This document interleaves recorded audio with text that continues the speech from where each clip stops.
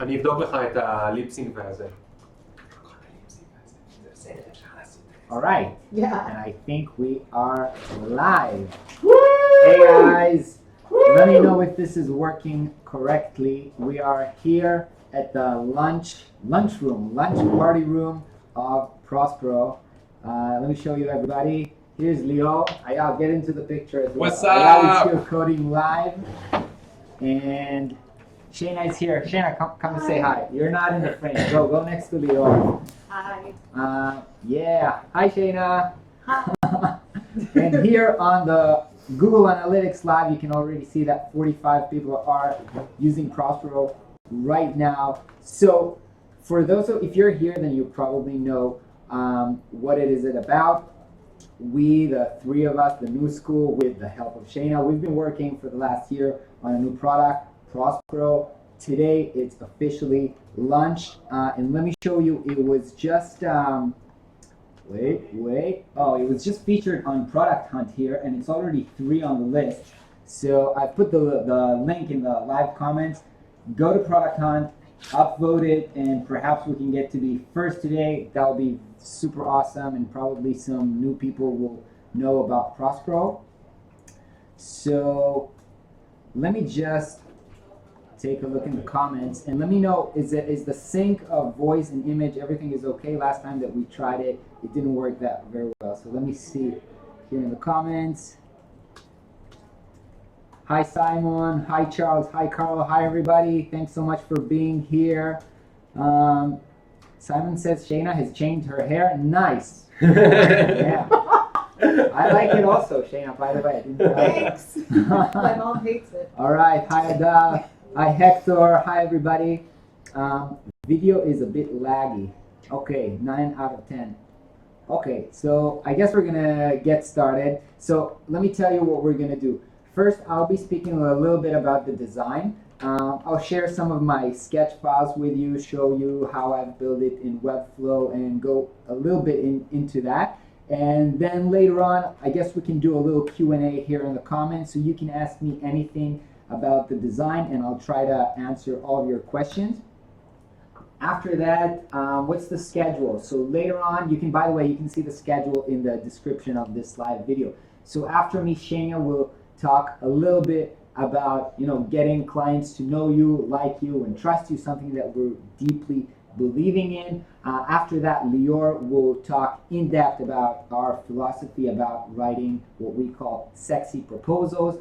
After that, we'll do kind of an interview with Ayal where you'll be able to actually ask him anything about how he actually developed Prospero and what's going on in the back-end side and how it actually works.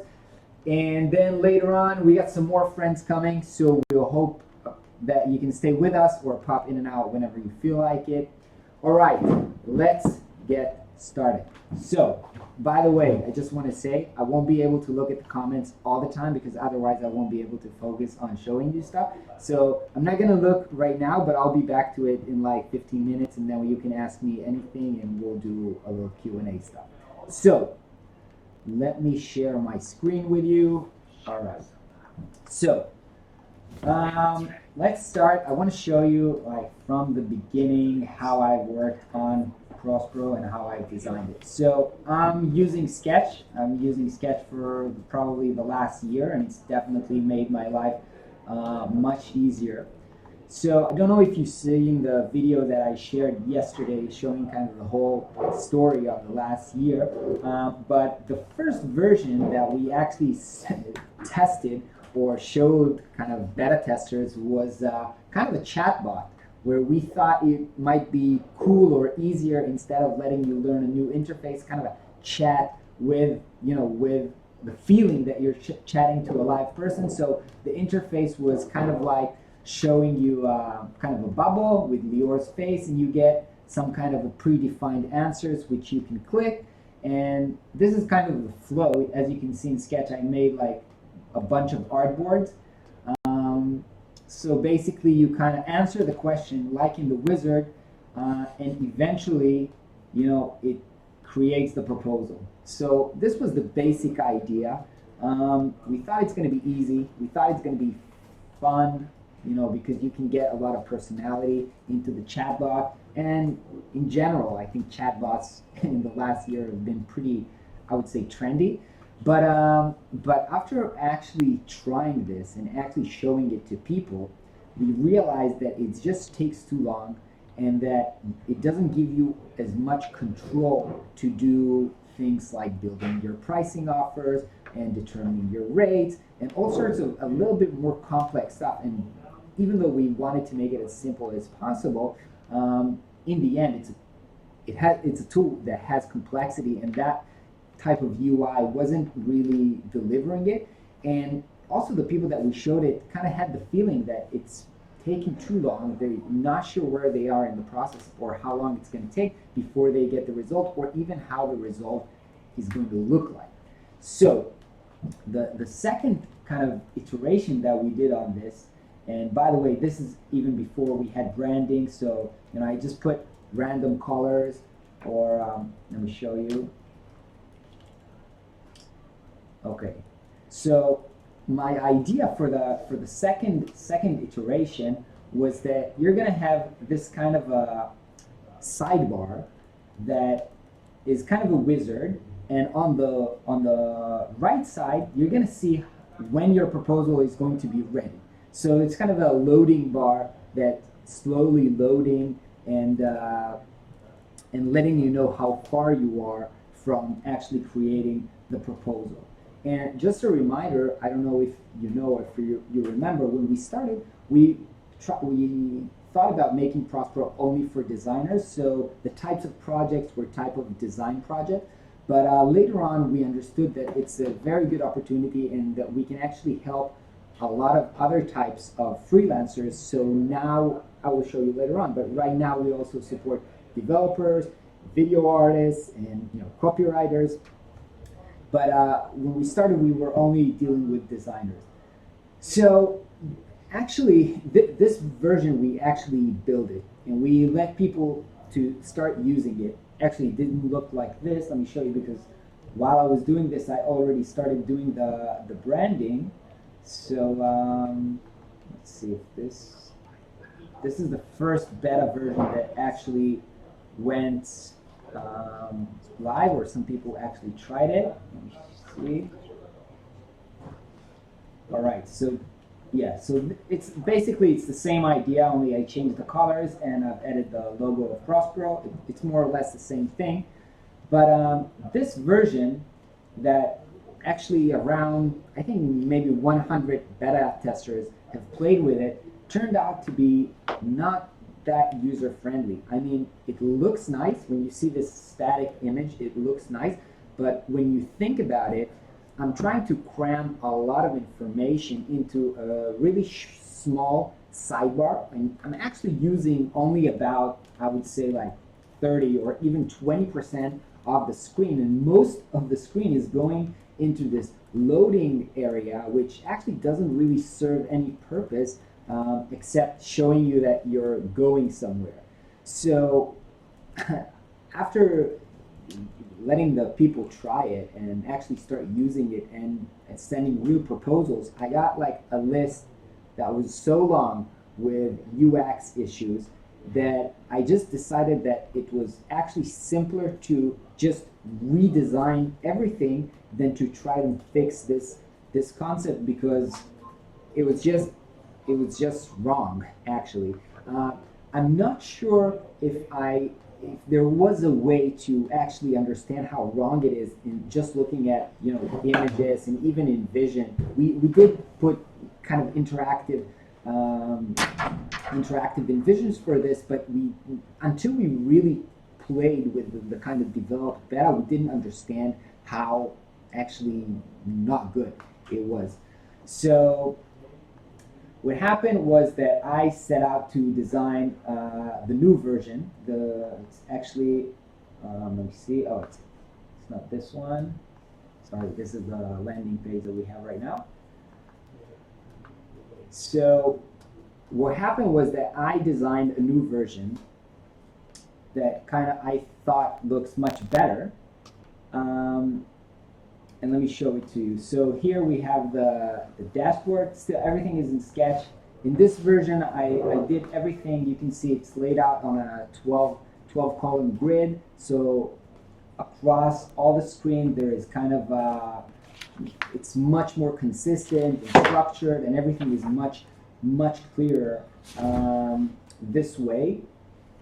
But the thing is that because we were, doing the design is relatively easy. Doing the development is actually the thing that's much more complex, and restructuring the whole way that the wizard works. So we did not implement this design altogether. The first thing that we did was to implement the new editor, which was this editor. We made the proposal. We understood from people that this is the kind of template that we have right now. Let me show you how it looked on the version before. So on the version before, it was without images, and it was much more, I would say, bare bone. Let me show you again. It's not even this, actually. It's actually, I guess it's okay to say right now that the first version was pretty ugly. The first proposal version, but we wanted to see if people really care about the content, which they did. But so this was actually how the first proposal looked like. So it was really only typographic. It was actually even more simpler than this. It wasn't even 2 columns, so it was uglier than this. But so the first thing that we did, because we got so much feedback that people really care about how the proposal looks like, and I guess it's obvious now. It wasn't that obvious when we started with, because see, a lot of people, when we conducted the research, told us that what they have right now is sending emails or using stuff like Google Doc. So, as an alternative to Google Doc, obviously it looks much better. But since we are dealing with a crowd of designers, then there are a lot of them who are using stuff like InDesign or other design software to send proposals, and a lot of them wanted some kind of flexibility or the ability to customize how it looks or feels. So this new design, we first implemented it, so it was kind of a moment during the beta when like the editor looked this way and the wizard was still the old way. It was, for me personally, a very difficult moment, knowing that it's still very crappy.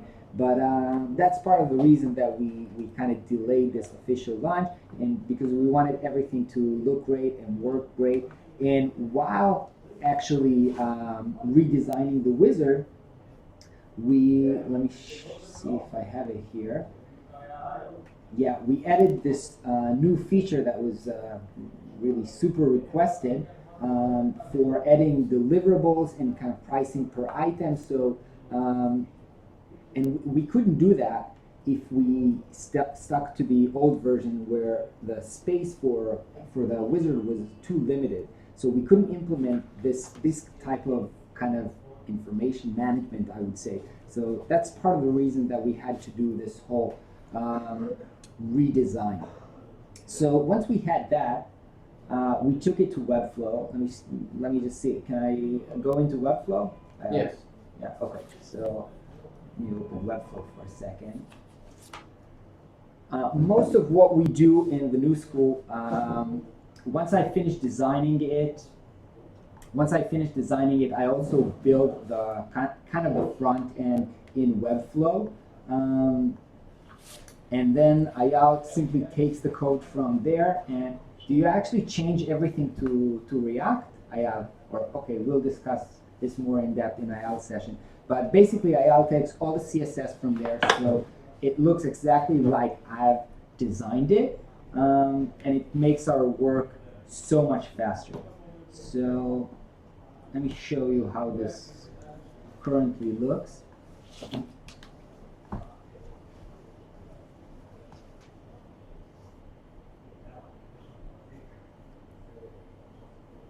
It's taking a minute to load. I guess streaming slows the internet down here. Okay, while it's loading, let me check in the... Now the video is perfect. Thank you, Eduardo. Hi, Mark. Hi, Ayal. Hi, Philip. Okay, I see a bunch of people here. Nice to see you guys. Let's see how many people are in the live right now.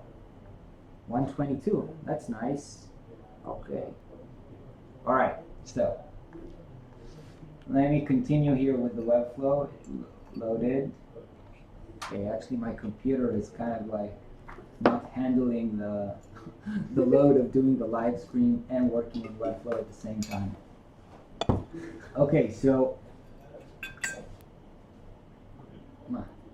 Everything is okay? Yeah. Okay. All right. Wanted to help. Okay. No, everything is cool. So as you can see, this is the dashboard already developed in Webflow, including the interactions like hover effects and stuff like that, and animation. So, for example, this is the box for adding a new proposal. It includes here a bunch of interaction that makes it grow, that adds a shadow, and it's all pretty simple to add from here. Right now, Prospero does not work on mobile. It was kind of a lower priority to create this whole actually complex interface on mobile, but so I didn't use the obviously Webflow's responsive features, but I did used it to lay out the text, to put in the icons and everything, and even create the pop-up interactions and stuff like that. Let me see if that works. So you see, even that is built within Webflow, and Ayal just took it from here and actually connected it with the logic. All right, so let me see. Okay, let's go back here. All right, I want to go to the chat right now and see if you guys have any questions regarding the design or regarding Prospero in general. I'm here to answer them. So let's see what's up. What about an extension? Hey Charles, are you referring the Gmail extension that we did a while ago? So for those of you who don't know, Lior and me a while ago, we kind of did a one-day hackathon where we created kind of a Gmail extension where if a client approaches you in the email, you can just click one button within your inbox and it creates a proposal, injects it into your email. We did not integrate it into Prospero, the tool right now. So it's kind of I would say a dummy app, but perhaps we'll do that. Perhaps we got good feedback for that. We had so much to do that we didn't had time to actually do that. All right, Mitko asks, why black? Actually, I don't know. If you've seen the video on the branding and everything, then you know that I was working really quickly and under pressure. So I kind of did the branding within one day, and I just thought that kind of like in a Google Doc interface where we wanted the document to pop, and obviously it's going to be white, so I wanted to kind of give a dark background. But honestly, I don't know if that's real or it's just something that I did by intuition without thinking about it too much. Perhaps it's not a very good design answer, but it's probably true. Okay, Eduardo asks if there's any chance for other languages. So this is probably the question that we get asked the most because we have users from all around the world, and translation for Prospero is definitely, again, the most requested thing. And I'll be honest with you, the reason that we haven't done it yet is because that once we do that, every feature and every change that we'll make, it will really kind of slow down our development. And our goal here, and in this actually this launch, is to see that enough people use it within the English community in English, and once we see that it's working well, and that we can continue working on this for the long term, then it's definitely something that we'll want to do. But we'll probably take a few more months to see that everything works in English and that everything is fine before we go into doing something like that. That will definitely slow down any further development.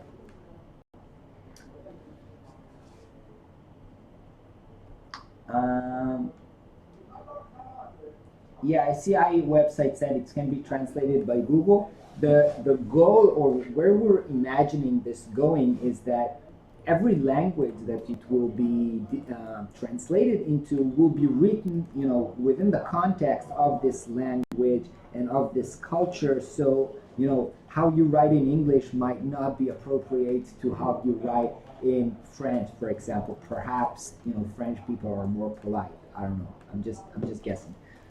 So I don't think that Google Translate is gonna be a very good solution, but we definitely want to do that. And the beta community has actually been super great, and there are a lot of people who have volunteered to translate Prospero into Polish, into Spanish, into Portuguese. So once we do that, I'm super happy that we already have a community of of awesome people who are passionate about this tool and who want to help with the translation.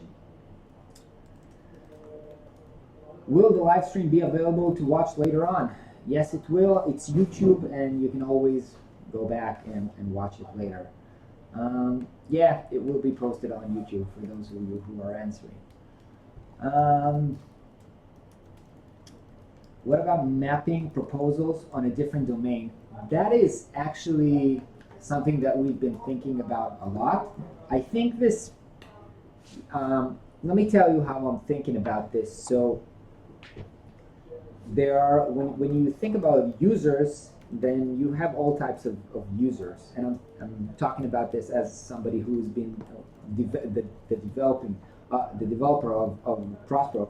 And putting the proposal on your own domain is kind of something that a very advanced user and a tech-savvy users will have to do. It's not something that the average person or freelancer who is not like super techy will want to do or understand how to do quickly. So that's why we haven't been working on it so far. But I know that some people have asked for it, and it's usually come from kind of, I would say, good, savvy, tech-oriented people with a lot of experience, and we haven't been focused solely on this type of user, and that's why we haven't developed it.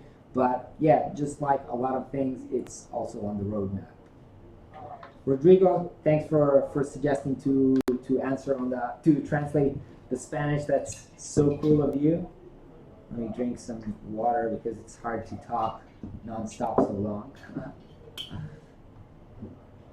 How you connect with your beta testers, guys. So for those of you who don't know, who haven't got to talk to me directly using our chat or emails, we're using a tool that's called Intercom right now, which once you log into Prospero, you will see kind of a blue button on the bottom right corner.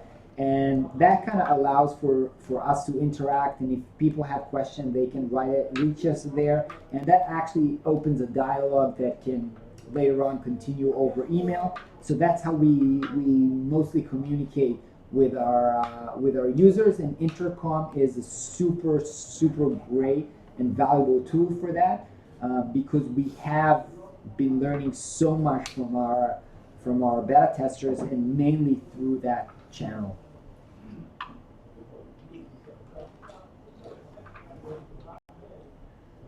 Why not different design choices for proposal page? So obviously different templates is something that's on our mind and something that's coming, but we came to build this tool from kind of the core value that we wanted to provide was helping people with the content. So what to actually write in the proposal, how to structure the content, how to offer more services, and in a way that will kind of make it really easy for the client to choose them. So we know that design is important, especially if you're a designer. But again, we wanted to help first with the content, and that's why we focused on the content first.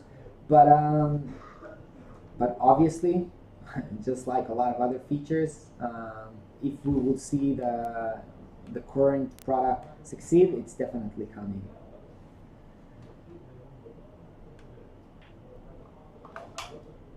I think you need a lunch party in the near future, Philip. We're making it right now, no? I don't know. Are you guys using some tool to get UI feedback metrics like Google Analytics? So basically right now we are using several things. We are using Google Analytics. We're using events that we connect to Intercom, as I've said, and we have our own dashboard that Ayal created. And we use all three of them to kind of understand what's going on. Currently, the real metrics that we care right now is about how many people send proposals every week, and then how many of those proposals are being signed by clients, because this is our goal. And then people who want to come back and use Prospero again and pay us for second time use. So those are the key metrics that we are currently following, and basically we do this through the special dashboard that Ayal has built for us. And I'm super excited. Let me show you here. Lior is gone, but as you can see on the wall, there's now like 61 people live inside Prospero trying it right now, and this is pretty exciting. Let me see what's up in the product hunt. Let's see if we're first already. We're not first, but we are second right now. So thank you guys for everybody who's been voting. That's super awesome. I'm pretty optimistic about the chance to become first today. All right, I think we can move to the second session with Shayna right now. Shayna, are you ready? I'm ready. You're ready? Yeah, we're gonna do it. We're gonna do this. Okay. All right, so everybody, let's sit at Lior's place so we can see you. All right, so Take my seat. for those of you guys who don't know Shayna, who are not on our new school mailing list and have been reading her emails, her posts, and everything, she's a super great writer, and she's been helping us with a lot of our content and writing stuff here. So she's going to talk to you right now about clients. I hope you'll find this useful, and I will catch you guys later. Shayna, you are live. Okay, does my face look normal? Am I cool? You look super cool. Okay. But you have Lior on your face right now. Sorry. God, Lior. Hi guys, so I want to talk to you today about this theory that the new schools, I'm pretty confident to say that we're based on it. A big part of our marketing theory is the know, like, trust theory. Know, like, and trust, the three words. The reason why you should do this is because you're a freelancer, because you're you. People are going to know you, and once they know you, they have the options to move on to liking you, and then they can trust you. Then I want to keep your comments in front of me too. Once your clients like you and trust you, they'll be willing to throw money at you hardcore. But you can't get them to trust you without liking you, and you can't get them to like you without knowing you. So I have a bunch of ways to get you through these steps and into these places. Firstly, what I learned from Ron about getting to know you is you have to create content all the time. You have to make things that are genuine, and you have to make things that are real. When I was first exposed on the internet to Ron Segall, it was through his blog. He was writing this incredible Hebrew blog, and I loved it. It was about design. It was about what was happening in his brain. Anyone can write a blog because anyone can write about the things that they're doing and the things that they're up to. It's something that you see all over the place, and it helps the people who are reading feel like they know you. Even if it's an occasional reader, they feel like they understand your mind processes. And when you're talking about clients, you want them to be able to put your name into Google. You want them to be able to open the links that they send you and feel a connection. Feel like they know what's important to you already. So that's the cool part about creating content. Then when you have a vlog, it's even more so, because right now, I feel kind of weird being in front of you guys. Everyone can see me. You all know me as Shayna from the new school, and now you all see my face. But it's kind of like we're friends almost. I'm talking to you and you're looking at me. It's this connection that you can't replicate. It's the closest that we're going to get on the internet to sitting in the same room. When you're able to connect in this really physical way, it's something huge. That visual content is amazing. And then if you want to get real physical, you can speak in public events.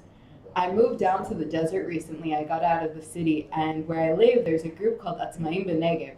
It means freelancers and independent workers in the Negev, in the region where I live. And every month we have this kind of meetup where freelancers in the region will talk. And the most recent one was they're all organized by Segall, who is a new schooler and an incredible videographer. Let me know if I'm speaking too fast. I feel like I'm speaking really fast. No, you speak great. Yeah? Yeah. Okay, cool. Thank you. Yes, down? Okay. So the most recent one we had, someone gave a presentation about how to work from home. All these tips that I never thought about how to improve my office and my office corner to make my career better. Things that you don't realize you know because maybe they're intuitive, but you can talk about it and it feels personal. And then afterwards, she's an architect and I have a client who's working in architecture. It was such an easy connection to go to her and to talk to her and to get this kind of knowledge just because I was exposed to someone talking about architecture. There's also podcasts if we're talking about talking. Lior has a podcast. The guys from Hacky UI have been working on a podcast. There's tons and tons of really successful freelancers who are working with podcasts. What's really cool about that is having a podcast gives you access to people that you might not otherwise have a reason to talk to. You get to call them and say, hey, I want to talk to you. And people love, this is not a secret, this is something we all know. People love to talk about themselves. Like really love to talk about themselves. So when you have a podcast, same goes for a blog and a vlog, but more so a podcast, you have a reason to reach out to people and let them talk about who they are. And then they get to know who you are. And people will listen to you because you've given them an opportunity to listen to someone else. When you're creating all of this content, you're letting people in. I keep saying this, but it doesn't get any less true. You're giving people access to what you, as you, the one person that you are, know. And you're showing them what's important. And then once your clients know what's important to you, they can move on to liking you. There's no hacks for liking you. I can't give you any tips here aside for being a likable person. Because you can make amazing content and you can do amazing things. You can do one by one amazing things, but you just have to be nice. That's really the thing. It's like if you wanted to make a new friend. You know, I can give you lists of ways to make new friends, that you go to a new bar, you start going to different concerts. But the ultimate trick or the ultimate life hack or whatever it is for making a new friend is being cool. If you want your clients to like you, if you want them to want to sit in a room with you, you have to make them want to sit in a room with you. That means chewing with your mouth closed. That means speaking nicely. That means showering pretty regularly. It's doing these things that make you a real human, but they have a huge impact on your business. Even if you're negotiating with your clients online, it's the difference between writing a one-line email and asking your clients how they're doing.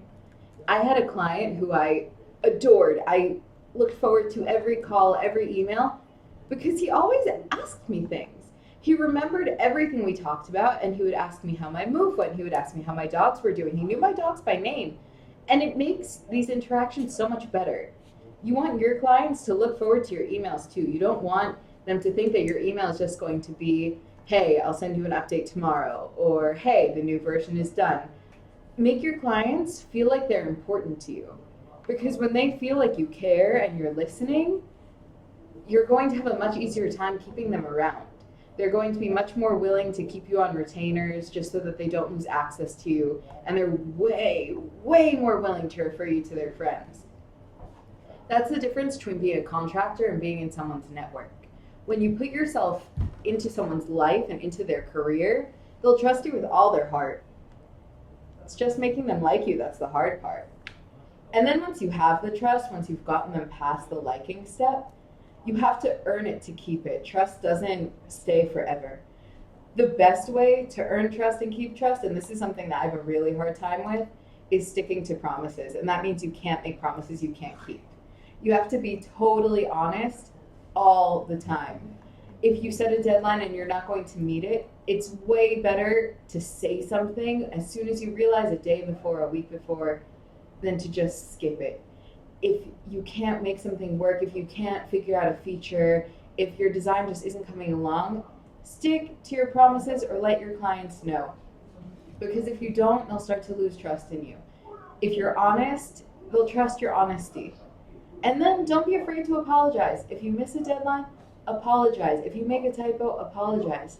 If you're willing to own up to your mistake, instead of going back and forth and pretending you didn't do it or passing on the blame, it's a lot easier to keep that trust. That trust stays open. And if you're willing to take the extra step to fix it, that's great too. I had a client who couldn't figure out why a blog post I wrote wasn't showing on the blog. She went to publish it and she couldn't get to show, and I went in, instead of saying, well, maybe you published it wrong, maybe you did something correctly, I just went in and I fixed it. It saved her an extra step and it made her like working with me. It kind of smoothed over a process. When you're willing to invest some of your brain space into fixing a problem above and beyond, people think that you're going to do it all the time, and they know that you're concerned and they know that you want to be involved with the project more than what you're getting paid one time. And then the easiest way, and this is kind of a marketing trick, just sharing testimonials. When you finish a project, don't be embarrassed to ask your clients to write a little something for you. Email them when you're done and ask them what they thought, and ask them if they would mind if you shared it. If everyone does it, if you look at any major website, even for Apple, there's always customer reviews. It's the same thing. You want people to know that you're awesome to work with and you're fun. We trust people. Branding is about making products people. It's about making companies people. We want to feel like we're living a life that's full of people and full of conversation. So when you give testimonials, clients and potential clients know that you've interacted with a person before, that you're around, that they're talking to someone who's warm and who exists. The whole point of the know, like, trust theory is to get yourself involved as more than a service provider in your client's life. It's to make yourself completely indispensable. The only thing that can make you that kind of indispensable and that kind of important to someone else's career is being a great person. You have to expose yourself to the world to be this great person, right? You have to let clients find you. That's the know step. That's why you do the blog and the vlog, and that's why you have to have a website, because you want people to be able to find you and to know that you exist. But once you do that and once you know, that's when the liking and the trusting comes in. If someone likes you, they're going to want to work with you. And if they trust you, they're never going to stop working with you.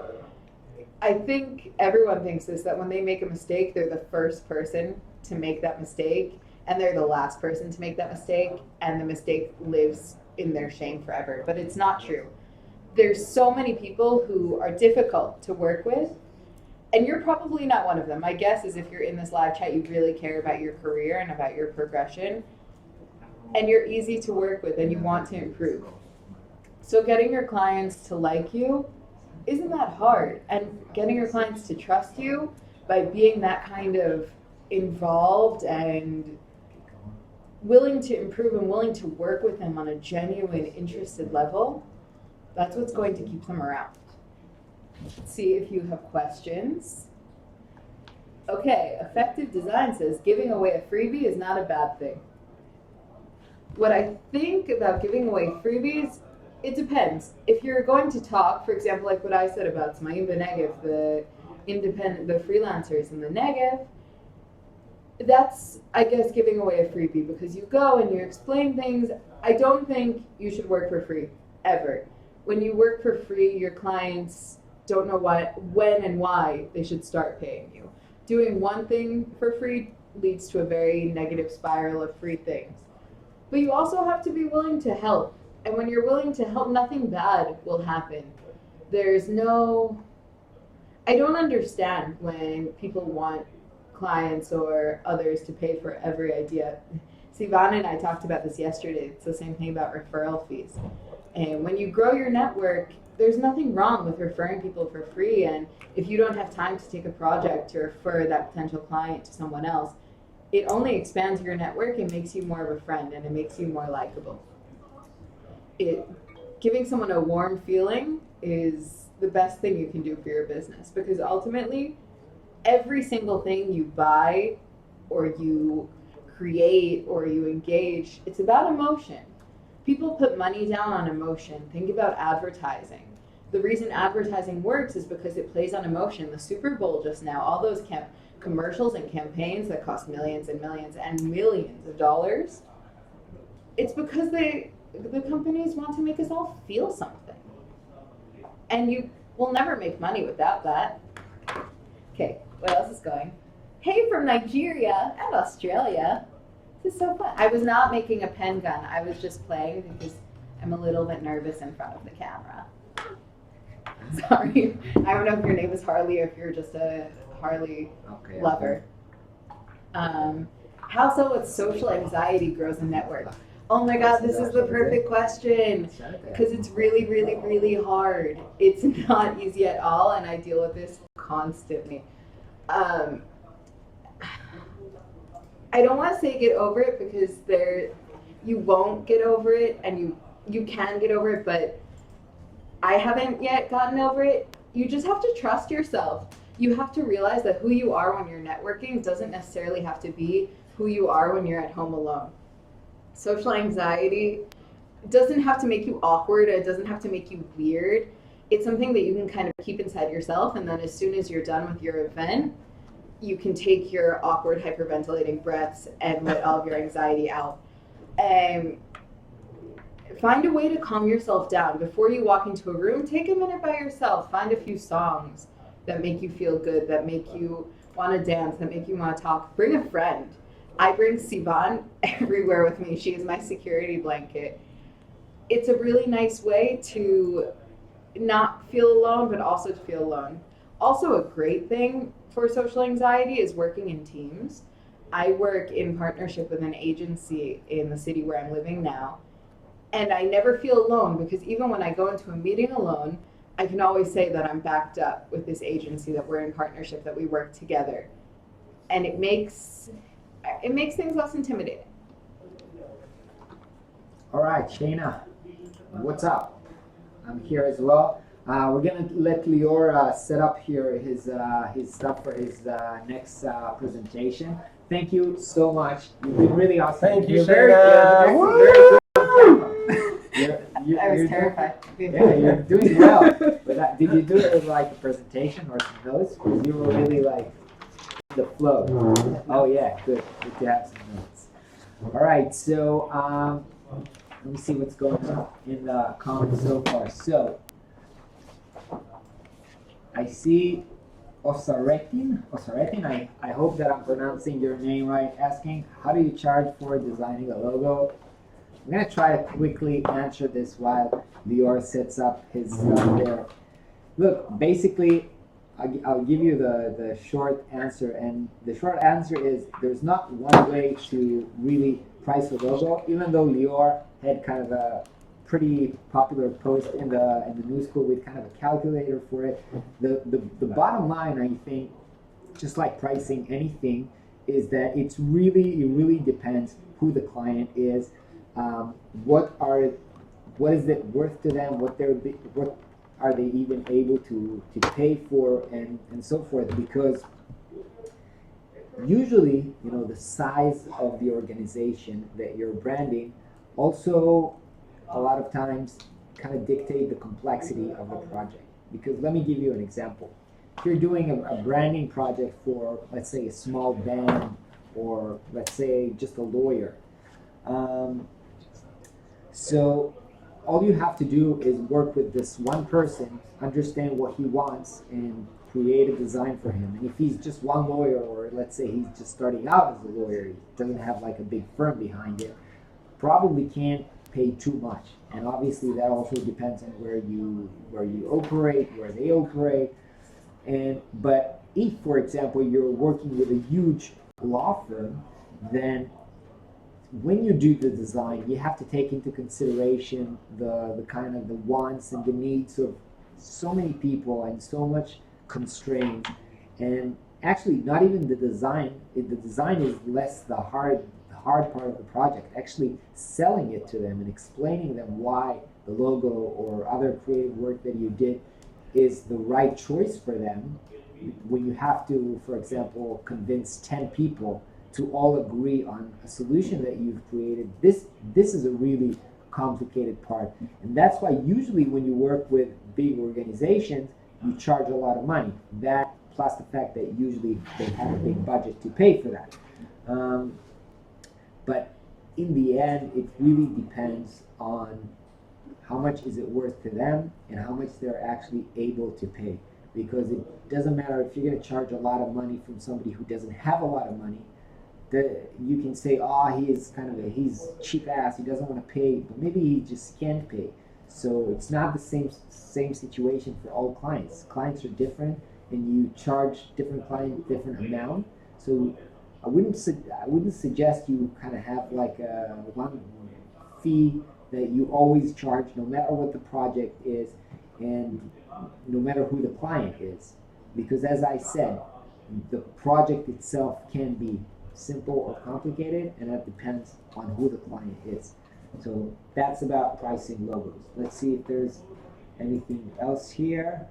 What are you reading right now, Ron? Any recommendations? So I just finished like the best book that I've read like in a year, and it's the memoir of Phil Knight, who is the guy the founder of Nike. And it's very surprising that I liked this book so much, because when I was a teenager, I used to hate Nike. I used to think they're like corporate assholes who run sweatshops and they don't care anything. They don't care about anything except for money. So I used to hate them. I also used to listen to punk music. So if you're listening to punk music, then it's the cool thing to do, is to hate the big corporates, right?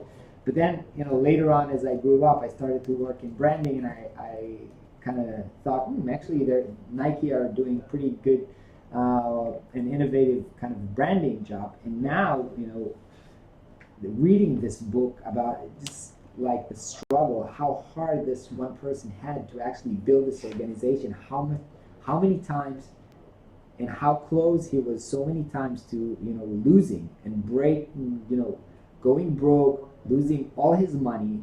And it wasn't even like investors' money. He was like owing money to the bank. His house was like pawned to, he took so many loans. And it was just such a great story. I really, really enjoyed it. So yeah, I just finished it like 2 days ago, I think. And I wrote a post on Facebook kind of recommended this, and I never do this just because I got really emotional about this. I don't know if it's because I'm also in this world of starting my own company, so seeing how other people almost failed and then succeeded is just a good story. But anyway, it's written beautifully, and I recommend all you guys to check it out. It's called Shoe Dog, so Google that. I actually mentioned it like in a recent vlog, so I'll put the link. But write Shoe Dog, Nike or book in Google, and you'll find that. That book on the wall is so fascinating, it distracts me. You see that? It's actually Hebrew. Probably you can't see that. We read from right to left, so that's awesome. Lior, what's up over on your side? Are you ready? Oh my God, it's already 135 people live. Yeah, and we have to actually thank our friends from Muesli, because Muesli just featured us on their amazing feed extension. If you That's so never cool. checked Muesli, it's Muzli. Everybody knows You Muesli. gotta check it because Everybody this is knows awesome, and they're so awesome. They just featured us, not just because they're friends, but just because they like Prospero. We know them for a long time, and if it's not cool enough for them, they don't put it on. So you can count on them to put only really cool things and inspirational things. And so Yeah, we're gonna start. I see that they just put it on. It's the first one in Yeah. Muesli. That's awesome. Let me show you What's Muesli. going if you don't know on? it. Yeah, I just shared my screen. Okay, cool. Yeah, I was just checking to see what's up with Product Hunt. I'm going to start my presentation in 10 minutes. It's going to be a webinar about writing sexy proposals. And we're going to be on 2 webinars at the same time. It's going to be technically very, very hard to do, and I hope it's going to work. We're going to use this webinar, and we will be also hosted on Javoto, our friends that are hosting a special webinar to present Prospero and to present the concept of writing proposals on the web versus PDFs or just sending them in emails. So give me a few minutes just to try to do the whole technical thing. Okay, Ron? And we'll get back to you. Give me a few minutes just to set up all the technical things. And we started in 10 minutes exactly, the webinar with Javoto and Okay, I the think what he proposals. means is he wants me to take him off the camera and then I speak to the camera for like 10 minutes so he can go like relax, drink a beer, drink coffee. Here, you see, they're just drinking coffee over there. Bringing coffee This to is the part of camera. the technical things, you know? Yeah. Thanks so much, man. Yeah. That's great.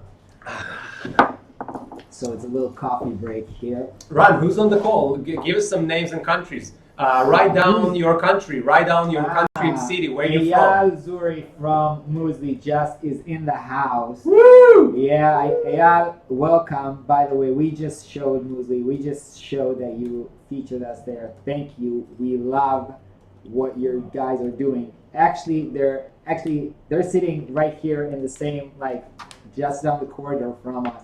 So it's great to have you here. Later on, come on and say hi in real life to the camera so we can show the people who build Muesli. Everybody uses Muesli in the design community, so everybody knows who you are.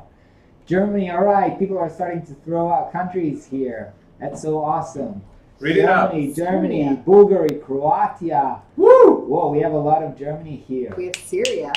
Syria! That's awesome. We want have peace. Palestine. Yes, that's so rock and roll. We really love it when people from Syria watch our content, and we really believe this is one world, one community, and we think that well, I don't want to get political, but it's just want to say I love you guys. Thanks everybody. Yeah, thanks everybody. It's really moving for us, and we really want to show love to all of you guys. Sweden, Northern Ireland, Sao Paulo, Brazil, New York. That's so awesome. New York. Good morning in New York. Yeah, what's the time there? Yeah, Write down the it's time. Probably like 8 9 minutes to 9. in the morning. That's early. Wow. Another greeting from Denmark. Ron, did they all vote on Product Hunt? Did you all guys went to Product Hunt and vote? Because I'm we're putting second, the we're link not in. first yet. Did everybody who voted, please say yes in the comments. If you guys haven't seen, you can check in the description to see the link to Product Hunt. You can go and almost 1 a.m. for me for Harley. Where are you from, Harley? 1 a.m. You should be sleeping, dude. It's like it's a school night. Yes, Simon, thank you. Charles, thank you. Ayal, thank you, guys. I'm in Australia. Oh my God, you don't work tomorrow? Go to bed. I'm like, I'll probably be sleeping by like 10 p.m. today. Landing page looks good quality, guys. Thanks, Salman. Thanks, guys. All right, throw me another question while Lior here is preparing his stuff so I can help you out with your problems in life or whatever. Or like, yeah, it can be Prospero related, I guess. If you have problems with your girlfriend, then maybe I'm not qualified to help you with that. I might be. Oh, but we have Shayna here. She might be, so if you need help with your girlfriend, you can throw that at Shayna. By the way, just letting you know, Ayal here is working on a new page. Is it live yet, Ayal? Go Prospero Lives. Okay, we're working on a page today. It was actually like a quick project that we did today to show how much money passed kind of through proposals that people. Is that real? What I'm saying here, Ayal, is real? Oh my God! So let me share that screen with you guys. Right? So this is actually live. Oh my God! Almost $1 million. People have sent proposals with this worth. So almost $1 million, less in euros, some pounds. So we have here people from all around the world. I can hear you. Oh my God, almost $1 million. We just did this today, so I didn't even know the number, but I'll just pull this from the database to show how people are using Prospero, and this, I think it's pretty amazing. It's almost $1 million. What? Almost $1 million. Can you believe it? It's fucking crazy. It is. It is. But you have to take down one test proposal that I created for like 300,000. Okay, to be honest. So take away 300,000. I'll have to put it in the code. All right. Yeah, we'll probably have to fix the numbers a little bit. But anyway, it's pretty crazy. Okay. It's pretty crazy. Can you see me now?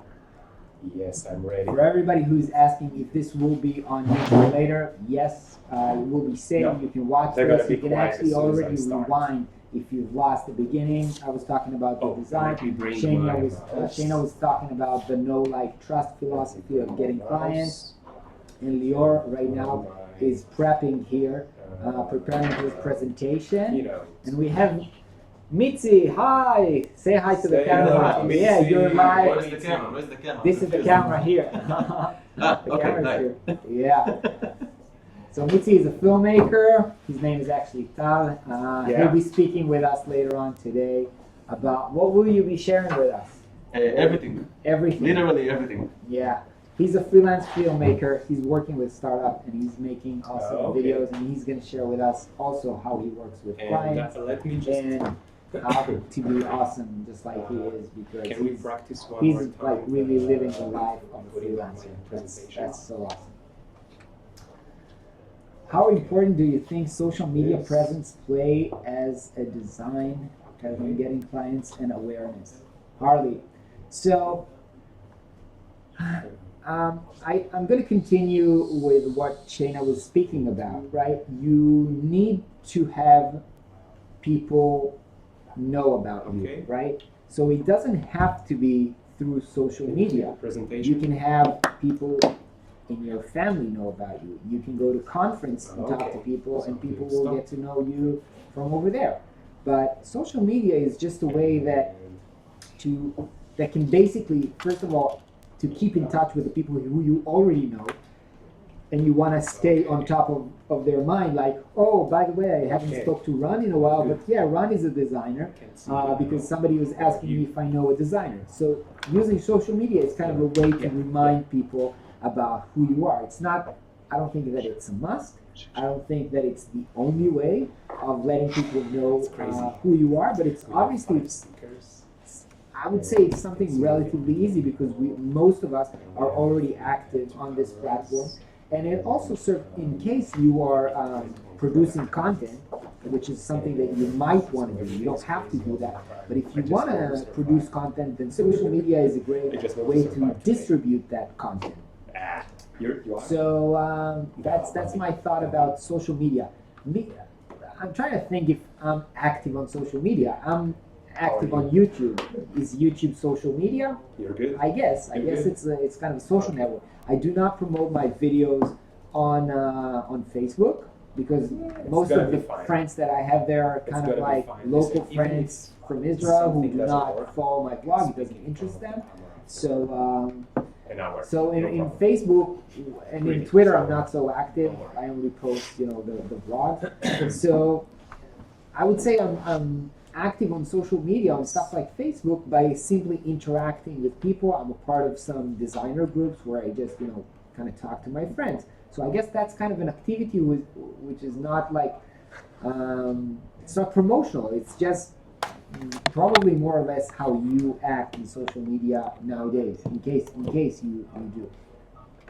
I hope that answers your question, Harley. Travis from DevTips should have stuck around for this. It's just funny. Travis was actually last week in Tel Aviv again, and we went to hang out, and it was really fun to meet him again and kind of see him kind of decompress after not being on YouTube for like a month. And that's funny. I think he's taken his break. Hey Kagdas, what's up from Turkey? So glad to have you here with us. What's up, my man? Yeah. By the way, Kagdas, been following you on Instagram. Great stuff that you post there. So keep it up, man. We're hearing back noises. I think it's okay. Lior. Yeah, Lior. Yeah. Be quiet. Or stop. Are you ready to start talking? Yeah, we're starting here. Okay. So, yeah. You don't want to start yet? In a few minutes? In 2 minutes. 2 minutes. All right. Lior will be starting in 2 minutes. All right. Hey, Ron. Looking for a product tour.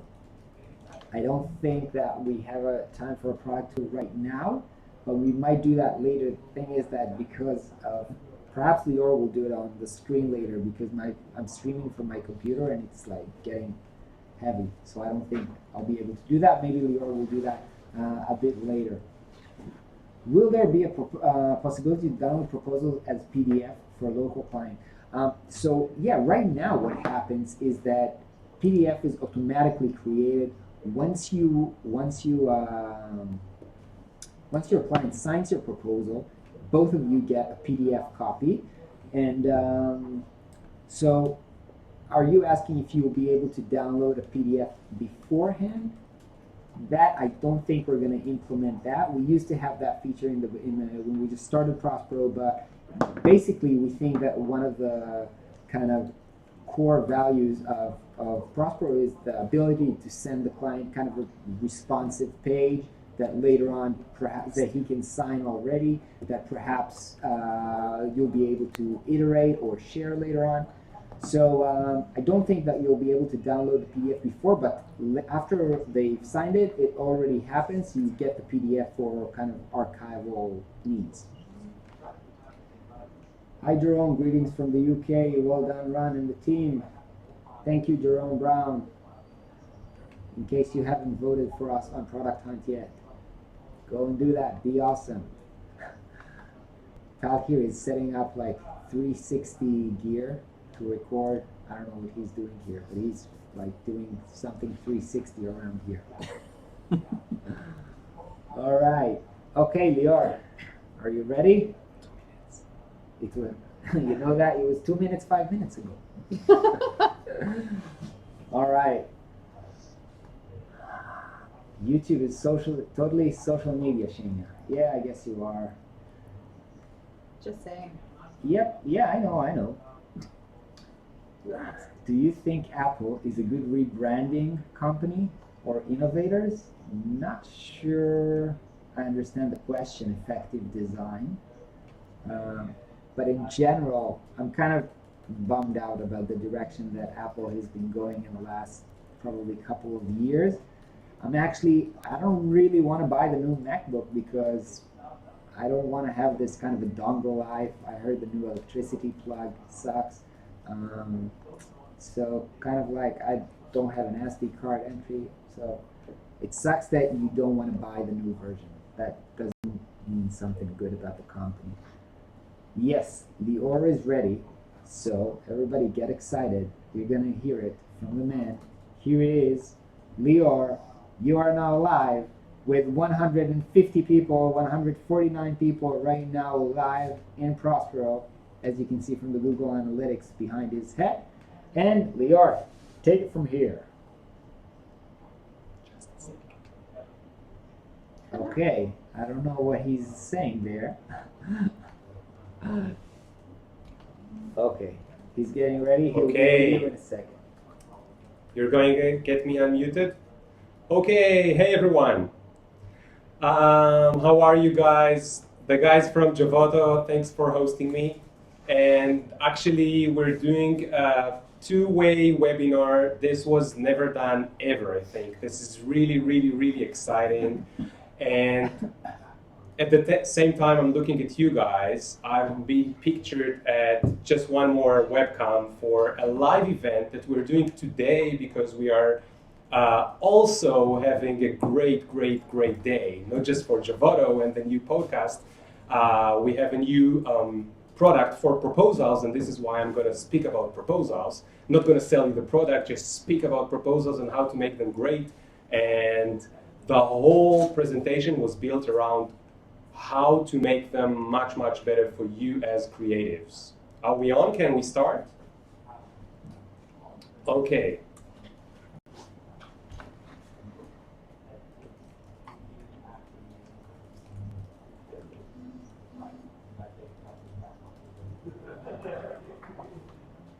Okay. Okay.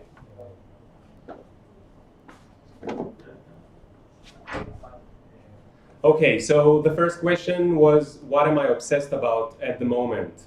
I'm actually obsessed about tahini. I don't know if you know this. It's a kind of food. It's very well common in the Middle East. And I love tahini so much, so I'm eating it so much. But to be serious, I'm obsessed about writing. I just published my first book in Hebrew. It's the weird language that we speak here in Tel Aviv and Israel. And in order to write this book, I had to learn a lot about writing, much more than I knew before. And I'm really obsessed about how to create a good story, how to write a good beginning, a good ending to a story. Even though I'm not writing a novel, I'm writing like a self-help books or blogs, I want to know how to make it interesting, even though it's not about dragons and magics.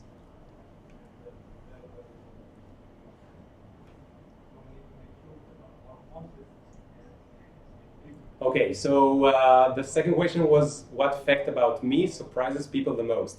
I think at least in Israel, people are surprised to learn that I'm 38 because I look a little bit younger. And actually, to look a little bit younger could be an advantage and a disadvantage. It depends. When you go consulting to big companies, you don't want to look too young. But when you say I'm from the creative, they actually like the fact that you look young and the fact that you might be young because they think, okay, maybe he's from the cool kids and he knows what he's speaking about.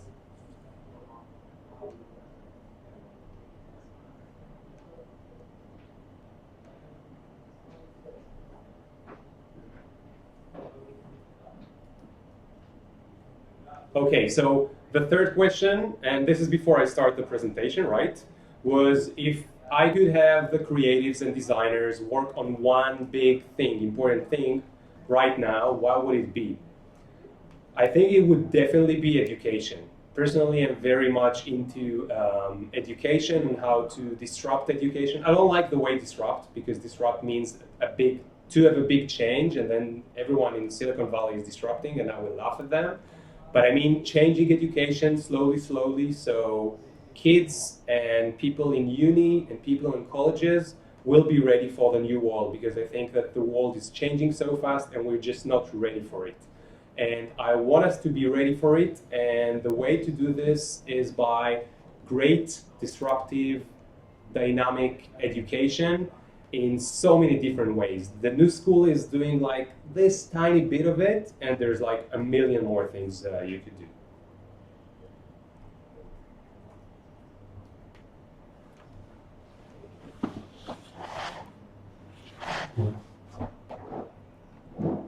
Yeah. What is my favorite secret keyboard shortcut? Actually, the only one I'm using is Command Tab. That's it. I'm sorry. It's lame. I guess I'm not a real creative because I don't know real cool shortcuts. The ones that I knew used to be on PC, and now creatives don't use PCs anymore. Not too much. I hope I'm not insulting anyone.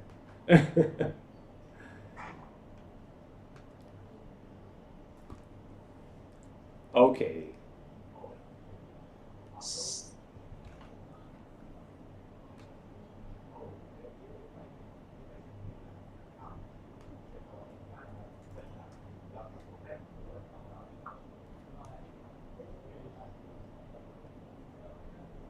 Okay, so I'm gonna open the presentation. Just let me know that you see the screen.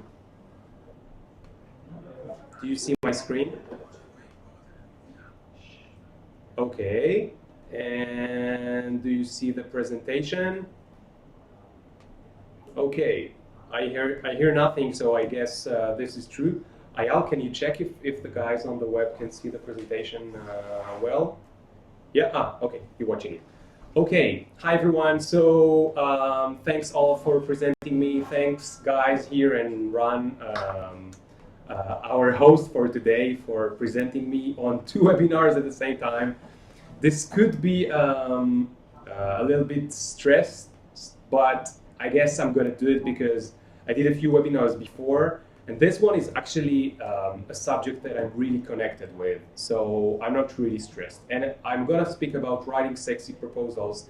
And in order to understand what are sexy proposals, we also have to speak about proposals in general, because it's not very common that creatives are using proposals at all. This is what I found out, at least when you're just starting up. So when I just started, if you remember this movie, like this is what I used to feel like, just clueless. I had no idea how to be a freelancer.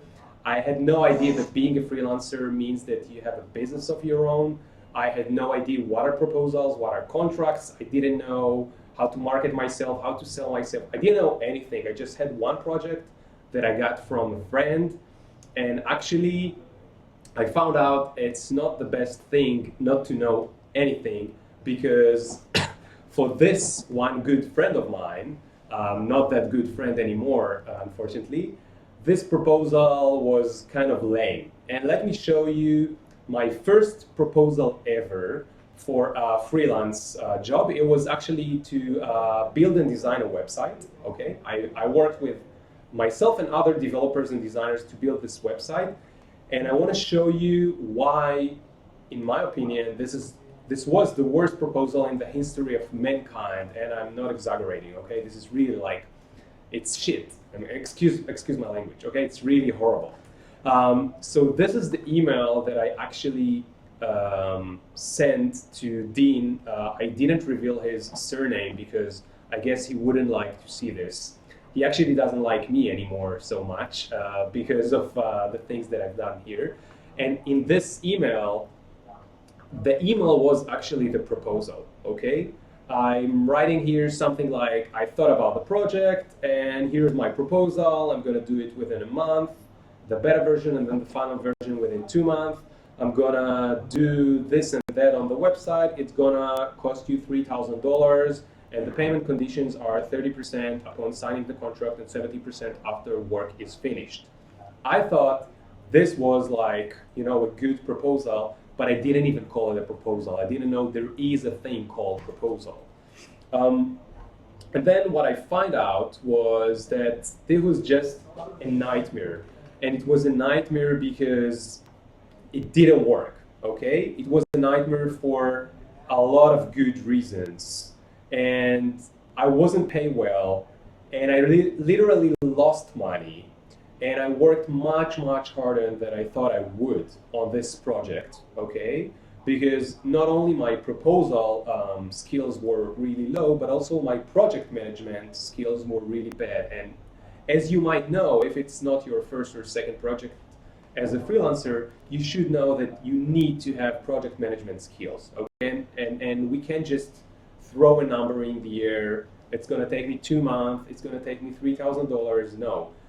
It has to be much more detailed. So eventually it took me 3 times longer than I anticipated, and it was really bad, because you can only imagine that you thought it's gonna take you 1 month or 2 months, it took me actually half a year.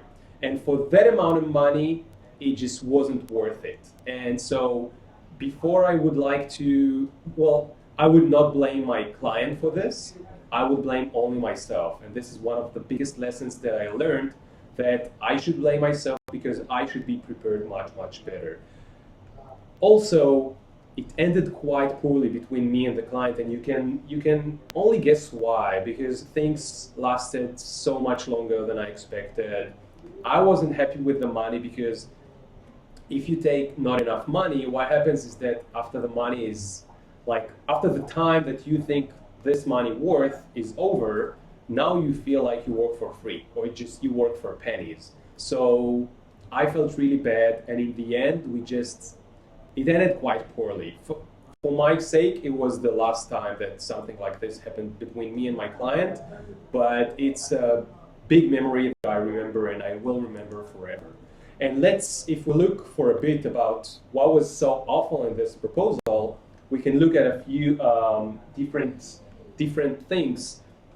Let's speak about sending the proposal via email. Okay, proposals should not be sent via email because email is not a serious thing, is not a professional thing to do. One should send a proposal on a PDF or as a website, as we'll see later on, but at least on a PDF. Also not on a Word document, because Word documents is something that is really easy to edit later on.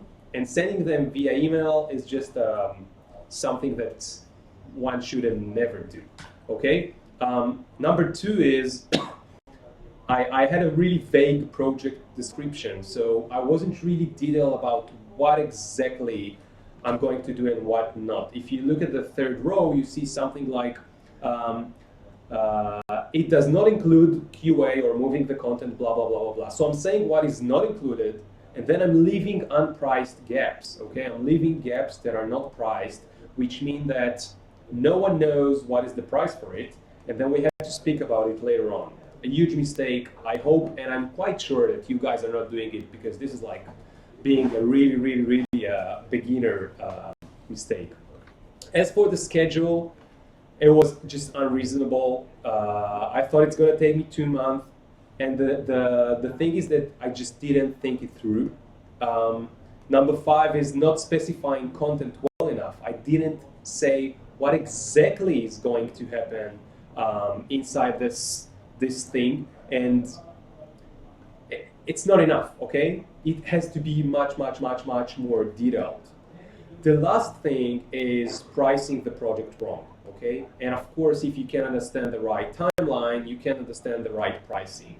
And the only thing that I did correctly on this proposal was the payment conditions, because I asked for 30% ahead of time. That was cool, but actually, I'm not proud of this proposal, and I think it's a really bad mistake. So what did I learn from this proposal? I learned 3 big things. First is that I need to charge more, okay? And when I say more, I mean much, much more. I need to charge what I'm worth, and I need to charge what I think I could get, and I need to charge at least what I need to pay the rent for this time that I'm working on the project. If the client doesn't have enough money for this, maybe I just shouldn't take the project. Number 2, I need to learn to write better proposals. Okay, for sure, no need to explain this one.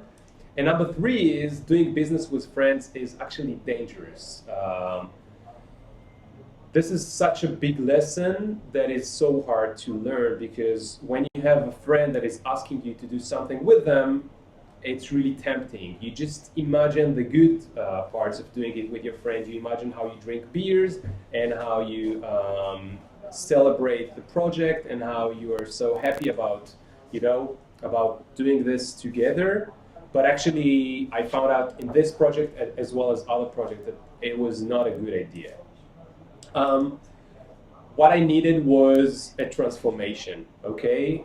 The proposal and the way I delivered my ask for the projects was so bad, was so not professional, that I just needed a whole transformation. 5 years later, I learned how to do a lot of these things. Okay, 5 years later, I knew how to price my projects better. I knew how to write proposals better. 5 years later, I felt like I have enough experience, so much experience that together with two friends that are here with me in the room, we created the new school. And here's what we did to create the new school. We didn't just use our own experience. We spoke with so many other creatives to understand that actually learning freelance or learning how to do business as a freelance creative is not that hard. Okay, there are a few rules, they're simple, and you just have to follow them. And then doing this is not that hard. Okay. And we realized that we can put it up into lessons, and we can put it up on our blog and start teaching other freelancers. And we understood that we can ask for other creatives to write some more content for us in order to have an even more amazing blog. So the whole new school was created to create a place where we can share our experience and other people's experience together. And within this, there's the how to write a great proposal. Okay, so today we teach this. We teach this here in Israel. We teach it all over the world. We teach it online and offline. And I want to share with you what we learned and our experience about writing sexy proposals. We call it, by the way, we call it sexy proposals just because, not because it's going to be sexy, okay? It's still very professional. We choose the word sexy because we want to lighten things up. You know, when you learn about business, sometimes things are so heavy and they're like, oh, I don't want to get into it. But here at the New School, we try to make it much, much lighter. So just very much in general, what is the structure of a great proposal? So it's actually made of four parts. The first one is overview. I'm gonna go over all of them. The first part is the overview, where you explain what is the project and how you understand the work you need to do for the client. The second part is why me? Why should you choose me? I know some people feel uncomfortable to write down things about themselves, but we'll see how we can do it in a different way, and we'll see how you have to put something about yourself. How are you relevant for this project? What is your uniqueness that can match this project? And when you put this inside the proposal, it's much easier for your potential client to choose you and choose and look at the proposal with a different angle. It's not just about the money. It's not just about how much it's going to cost him. It's also about who is the person I'm going to work with.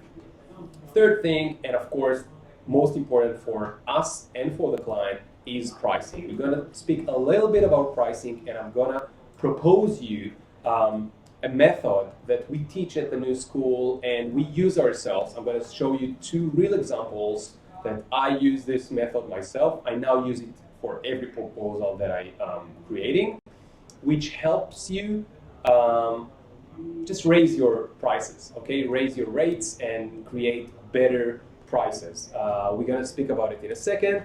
The last thing on the proposal is called what's next, okay? What's next is just like your CTA, okay? If you're a developer or if you're a marketing person or a designer, you know that a CTA is a call to action.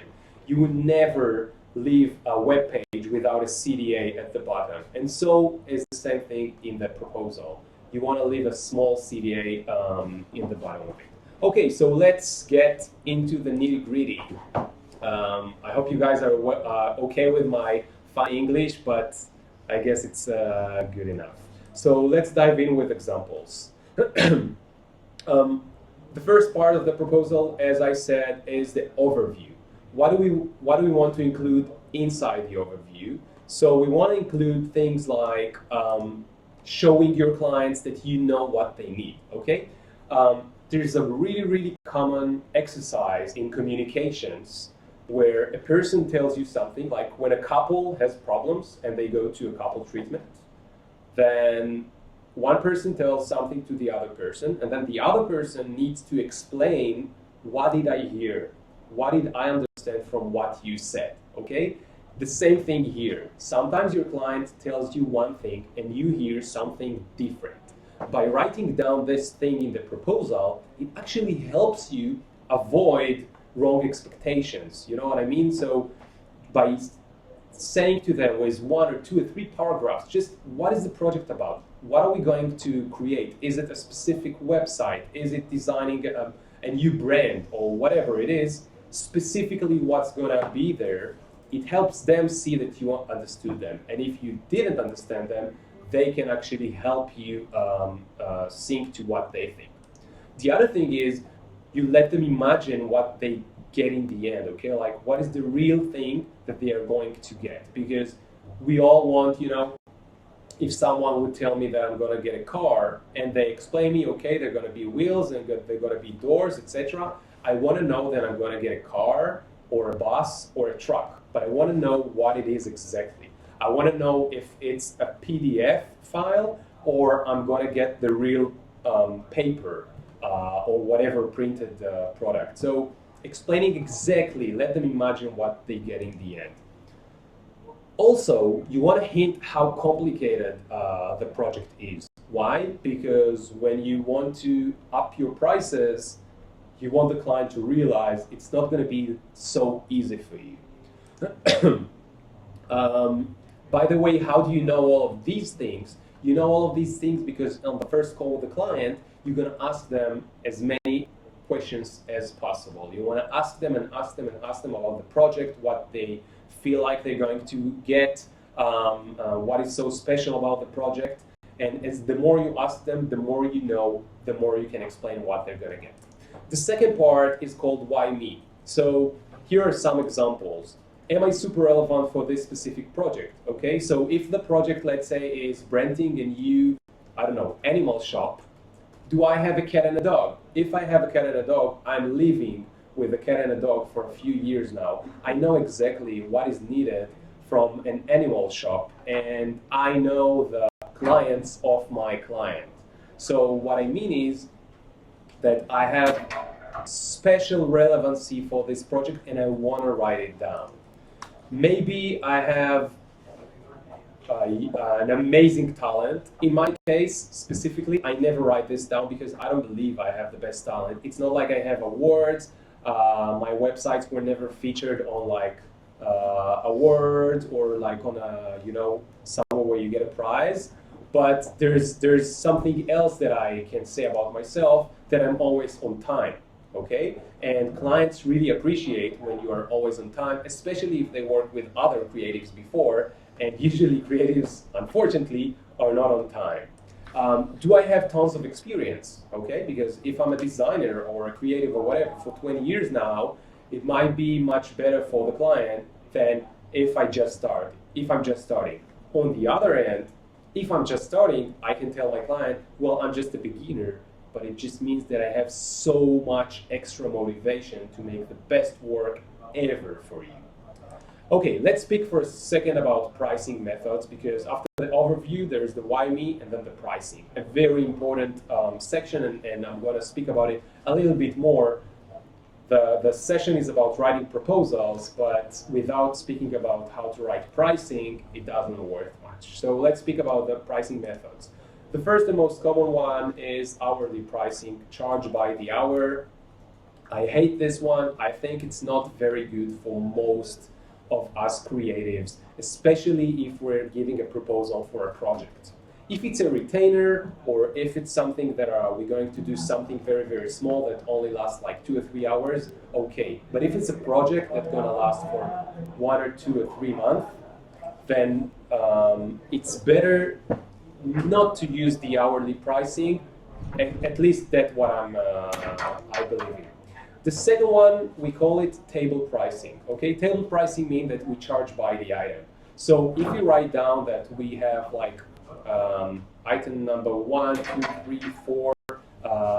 We're going to do a website and we're going to do it responsive and we're going to create the brand and we're going to do some SEO and so on and so forth. So per item, we give a specific price, okay? I like it, but still it's not my favorite. And here's my favorite one. It's called value pricing, and it means that we charge per package. What do I mean by package? I mean that we give one global price for the whole project, but then this is only one package. And then we'll have a second and a third package. And let me explain what I mean. But just before, I have to say something about the connection between pricing and behavioral economics. You might know this nice guy on the slide. He's called Dan Ariely, Professor Dan Ariely. He is now the most popular speaker and writer about behavioral economics. And why the hell do I speak about behavioral economics in the middle of this presentation? Because actually, when we show our pricing, when we present our pricing, there's a lot of psychology going on. And I'm going to speak about two different angles of those psychology things that are going on. The first one is called anchoring. Anchoring is when you have, let's just look at this menu. I don't know, I'm not sure how much you can see, but if you look at the right side, there's something called Le Balthazar, okay? It's like the main dish, the biggest dish of this menu, and it costs $155, okay? This is a real menu from a real restaurant in New York. And what happens there is that this dish is really, really, really expensive, okay? Now, if you look at the other dishes, they're much, much lower. Maybe the pasta costs, I don't know, $25 or $35. Now, you could go into this restaurant and think, hey, a pasta shouldn't cost so much. A dish of pasta shouldn't cost $35. But because they put this $155 dish, we now think it's not that expensive. It's not that high, okay? Do you know what I mean? So this is called anchoring. Anchoring is when you put something that is really high and then any price below it looks a little bit less. Okay. The second thing is a nice story from Dan Ariely's books and lecture.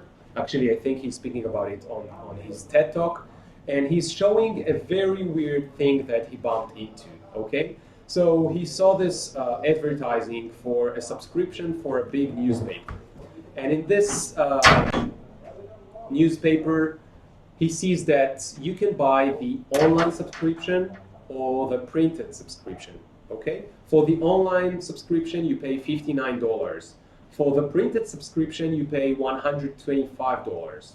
For the online and printed subscription, you pay, again, $125. Now, what's going on? Why does the middle package cost just like the right package, okay? If it brings you much more, then why do we need the middle package? Why do we need the paper for $125 if it's just the same? So actually, he called the newspaper and asked them to show him the numbers of who bought what. And this is what he found out. He found out that for the online subscription, only 60% bought this package, while, of course, no one bought the middle package because it's stupid, because you can get so much more. You can get the online and the newspaper for $125. And then most of the people chose the more expensive package, okay? Most of the people chose the more expensive package. Now, Dan Ariely said, I still don't get why they put the middle package. And he asked the newspaper, and of course they wouldn't tell him. So he started to do his own experience. And in his own experience, what he did was to just let go of the middle package, okay? Now he had only two packages. You can get the only newspaper for $59, and you can get both of them for $125. Cool? Okay, what do you think happened next? How much do you think bought this one, and how much do you think bought that one? Well, apparently, here are the numbers. Now, everything turned upside down. Most of the people bought only the online subscription, and only 32% bought the online plus the newspaper. So look how crazy and weird it is, okay? Can you remember these numbers? 32% for both, and 68% for only online, okay? Now look here again, 16% and 84%. Now, what do we learn from this? We learn that the existence of the middle package changed a lot, okay? And this is why, jumping forward, this is why I use 3 packages in my listing. Of course, the middle and the high package, I would never do something like this because this is almost feels cheesy. This is, I don't know what was going on here. But I do use 3 packages, and I do use different prices for each package with my pricing, and I'm gonna show you real examples so you don't think that you can't really realize what I'm doing. Okay, so my favorite pricing is value pricing with 3 packages, and let's see a real example. Okay, so a few years back, you can find a few photos still on my Facebook, I guess. I was traveling to Japan, and while being in Tokyo, I bumped into the weirdest shop ever. They sold pajamas for cats. I know it sounds stupid, I know it sounds crazy, and I don't know if we have someone from Japan on the call, but this is something that could probably only happen on Tokyo. Well, maybe today with hipsters trending, maybe we can have it today somewhere over Europe, but these days, like 8 years ago, it was only possible in Tokyo. So I went in and I talked to the guy who owned the pajamas, the cat pajama store, and actually the store was empty. And I asked him if someone could buy it online, and he said no, yada yada yada. To tell a long story short, I ended up selling him, creating a website for him. And these were the 3 general, okay, I'm not being detailed here, but I'm being very general. These were the 3 packages that I offered him. The basic package, which was what he asked for, okay? He asked for a very, very simple website where people can buy the cat's pajamas, okay? I also offered a middle package, which was priced 1.5 times than the basic package. And here I said, okay, it was 8 years ago, so making everything responsive was not at all clear. So they had to pay more in order for it to be on mobile. So he paid more if he wanted it responsive. Plus, I offered him to have a newsletter. So maybe people that buy a pajama for their cat, they might want to come back again and again. And then for this reason, maybe we should have a newsletter, and I can design and help him write the newsletter. So this should cost more. And the exclusive package, which costs much, much more, would include also designing t-shirts for his team, okay? So you can see what happens here. On the basic package, I offer exactly what he asked for, what the client asked for. For the middle package, I price it a little bit more, and then I add things that he didn't ask me to have, but I think and know that he might need.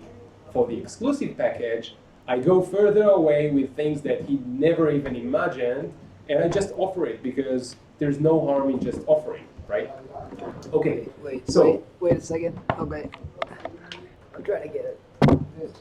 Okay. You can continue. Yeah, continue. So what did I just do by doing this? I created more work for myself. I created work that he appreciates, work that he needs, work that he values, and he could still choose the basic package, okay? I did not force him to choose a different package. I did not ask him to pay me more. I was fair with him, okay? By the way, he took the middle package. He didn't want the t-shirts because he said that he has no team, and he has no team because there's no one getting it to the shop. That's cool. But he took the second package with the newsletter and the responsive website, and I got more money, so I was happy. Why is it working? Also, not just because what Dana Ariely is saying, also it works because, English, blah. Okay, sorry. It also works because the client just wants to feel like he's the boss, okay? We all want to feel the boss. When we take decisions, when we buy something, when we buy a jeans in the store, we get in and we want to choose the best jeans for us. So instead of giving him a few options, which are 3 different creatives, I gave him 3 options, and I was the same creative, and it doesn't matter which of the options he chooses, I get the projects. Cool for me. Let's go even deeper for a second example, okay?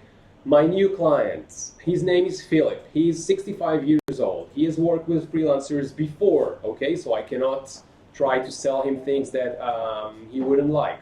He wants a new content website. It's like WordPress with a lot of authors. He has a very... CMS. Yeah, CMS, any CMS, not just WordPress, sorry.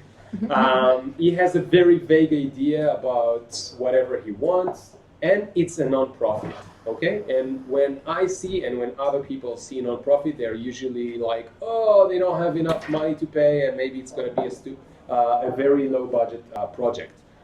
But actually, apparently, if you know how to create value, they are willing to pay.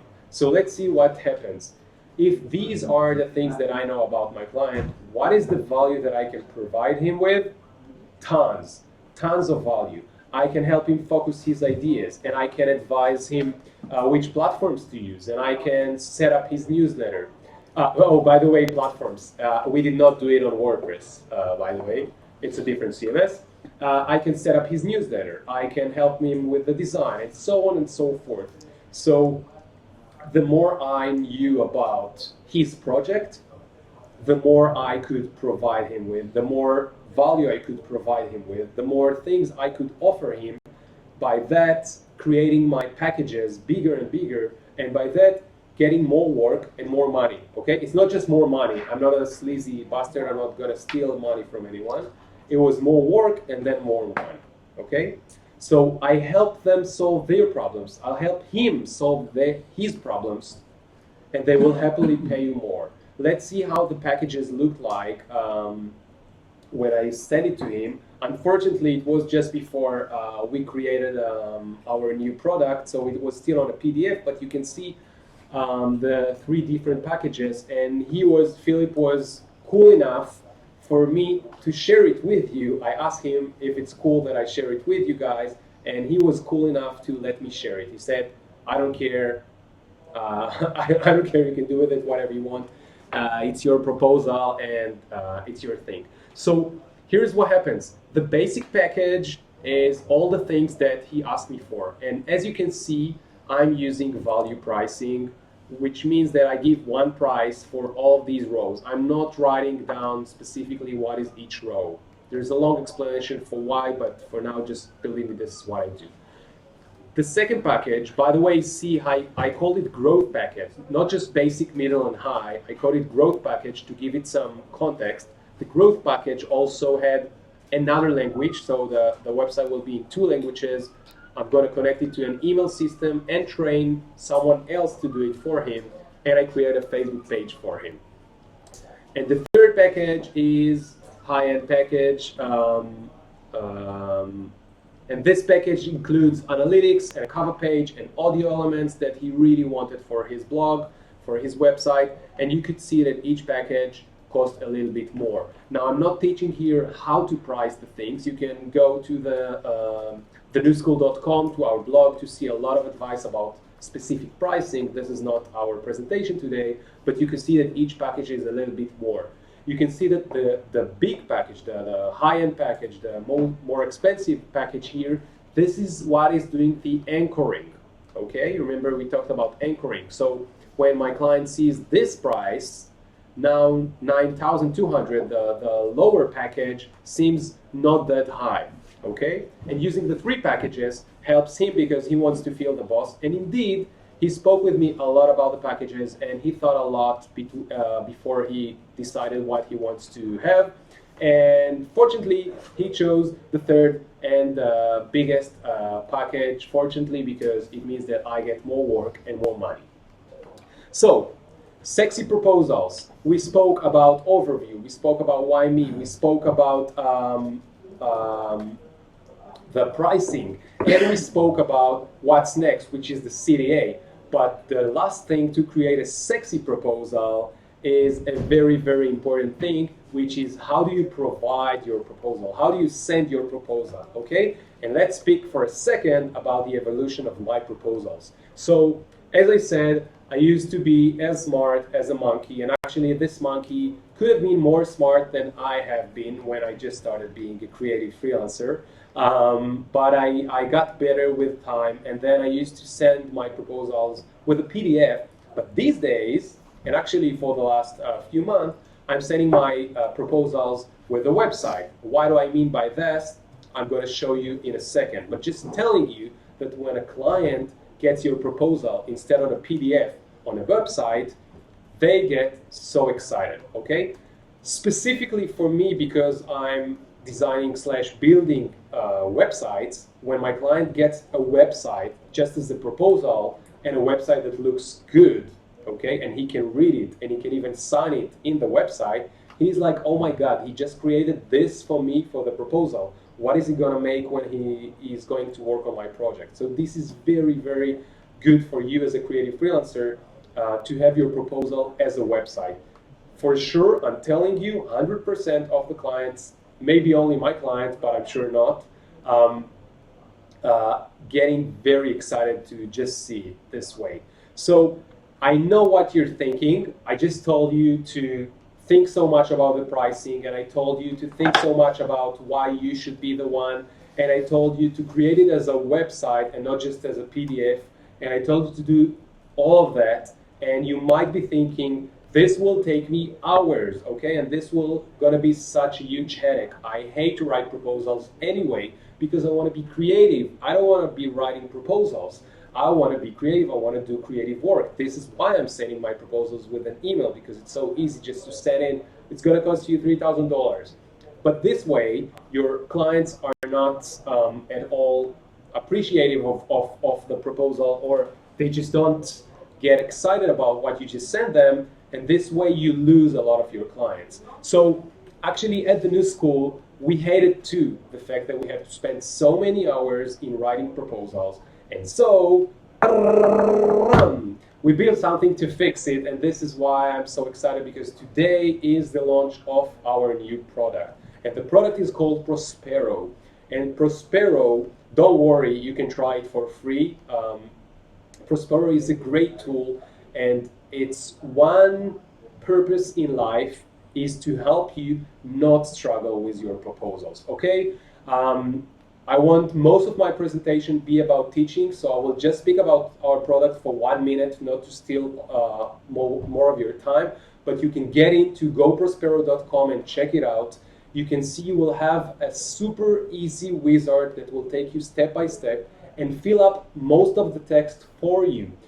We just ask you simple questions, and we offer made template made text for you. Depends on which creative you are, if you're a copywriter, if you're a designer, if you're a developer, if you're a filmmaker, whatever you are.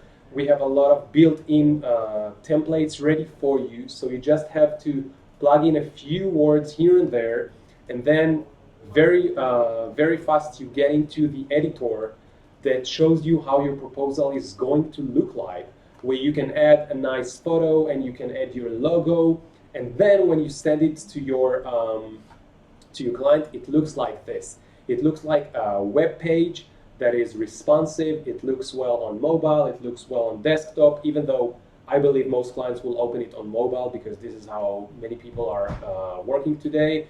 So it works well on both of them. And the cool stuff is that whenever your client opens the proposal, you get an email, so you know that they looked at it. Of course, they can sign it digitally in the website that you send to them. And of course, you'll get another notification as soon as they sign it for you.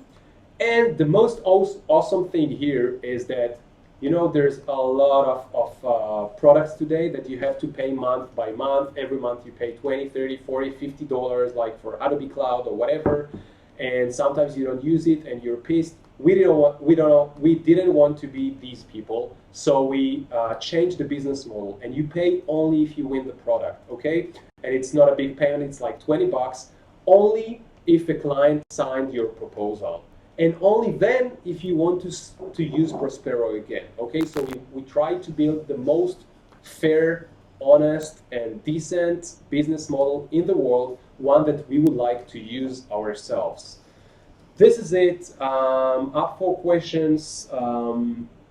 Thank you everyone for being with me, and I will go because I'm in the Jovoto webinar. For the people who look at us from YouTube, I will go for each question. I will say it out loud and then answer it.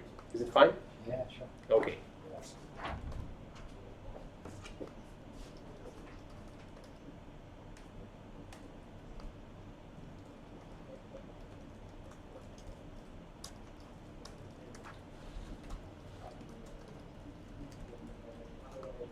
Yeah.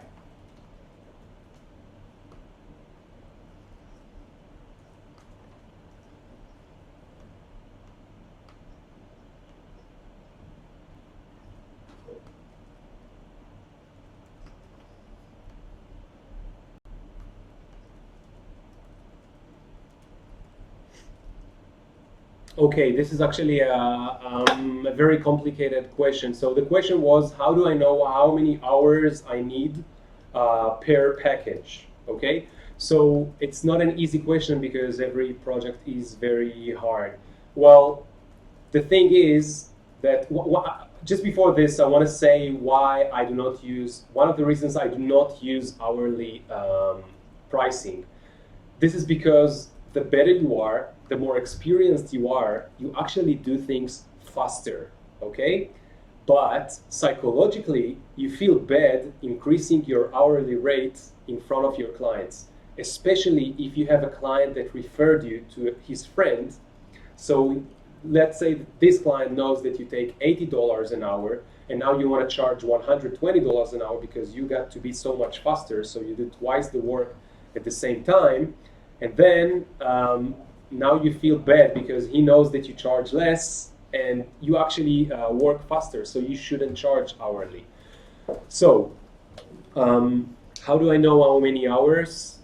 I know myself, and what I actually do, and this is so important, not just for the hours, it's also very helpful for your project management skills. What I do is I write down small, like the smallest tasks that I know of, okay? So let's say, for example, I need to design a web page or I need to build a web page.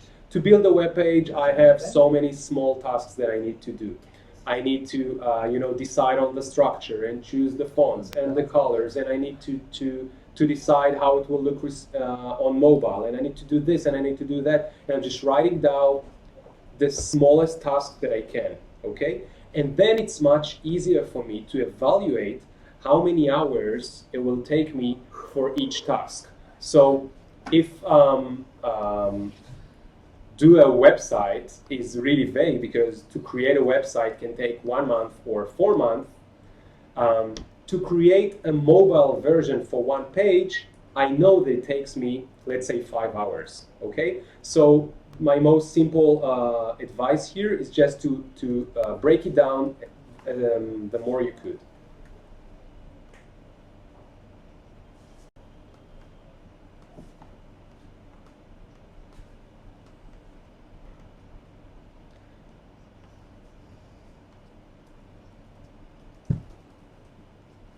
Yeah. Okay, so there are two different cases here. One, that they really cannot pay what I ask for, okay? Because they are asking something, I'm asking something that is above their budget, okay? In this case, I have nothing to do. So of course, I don't always know it, even though I am asking what is the budget a lot of the times on the first call or on the second call. But if I do not know what is their budget, I don't know if this is the case, but this could be the case. I'm just too expensive, and then we split. The other case, which is actually the more common case, because as soon as they like you and they trust you and they want to work with you, they don't really know how much they are willing to pay until you really offer it to them. And it happened to many of us that we went to the store to buy, like a Hyundai, and we got out of there with like, I wouldn't say a Ferrari, but a nice Peugeot. because we saw this car and then we saw there could be a better car, and we got really excited about it, and then we paid so much more than we planned to. But this is exactly how you do this. If they think that you are giving them a Hyundai, you have to think, how do I make them imagine that they're not going to get a Hyundai, they're going to get a really nice Peugeot. And what I mean by that is you have to know how to explain what is your value and the value that you provide. This is like a long answer, so I won't get into it. I'll just say again, if you go to our blog, we have a lot of details about this one.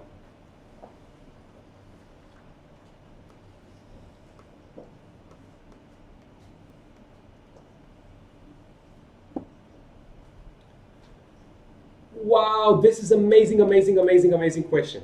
Because this is one of the most common problems. The question is, how do you deal with clients that ask for endless changes, okay? This happens to almost every creative freelancer I know, okay? So it's so simple to deal with it. And here's what you do. In the proposal that you send, you can use Prospero because we included it in it. But even if you don't use Prospero, use whatever you wish, your PDF, your template, whatever. In the proposal and also in the contract that you sign with the client, you explain how many versions are included. Are we going to do 3 rounds of changes, 5 rounds of changes, or 9 rounds of changes, or endless changes? You can even, and this is something that I sometimes do, between the packages, you can say, okay, the lowest package going to be only including 3 rounds of changes. The biggest package going to include endless amount of changes. They want to ask for so many changes, cool, but they have to pay for it. Now, I guess I know the next question because I got this question so much, so I can guess what people now think. Hey, but what is a version? What is a round of changes? So what happens when you don't have this in your proposal is that the client feels comfortable to send you every little thing that they see. Okay, they see the pixel is not there, they want to change the logo, they don't like the web page. Every small or big thing, they just send you an email or a text message or whatever.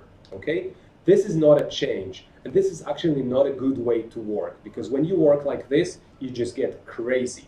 A much better way to work is with rounds of changes. So when a client starts asking for changes, you say, okay, cool, let's call it the first round of changes. And please make sure that you have all of the changes summarized together in one email, send it to me whenever everyone just went over the website, everyone that you want, like you and your CEO and your marketing guy, whatever, get all the comments, send it to me in one email, and let's call it the first round of changes, and so on and so forth. And that means that you educate, you train your clients to be much more organized, and you make your life much, much easier.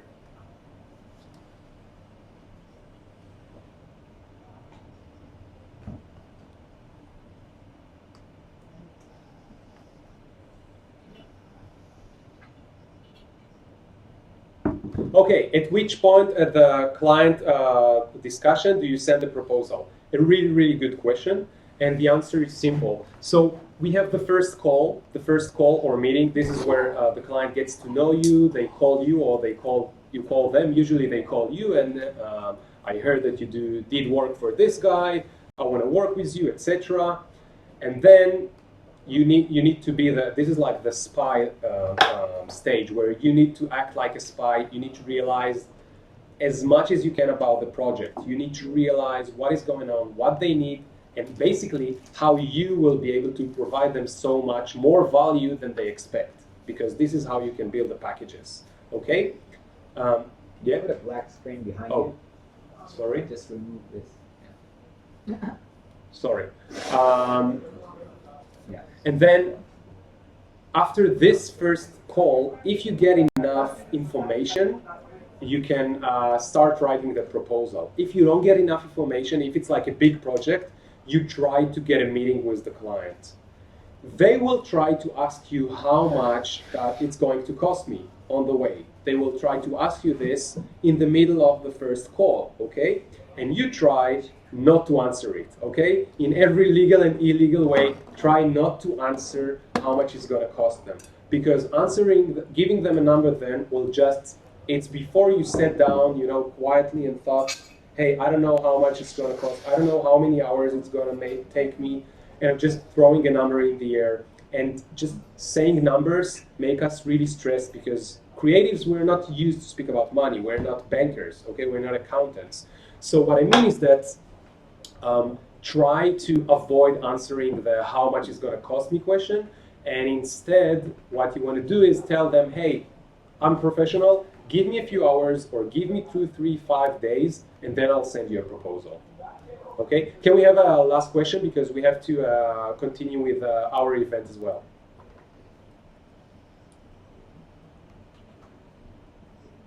What, did you finish?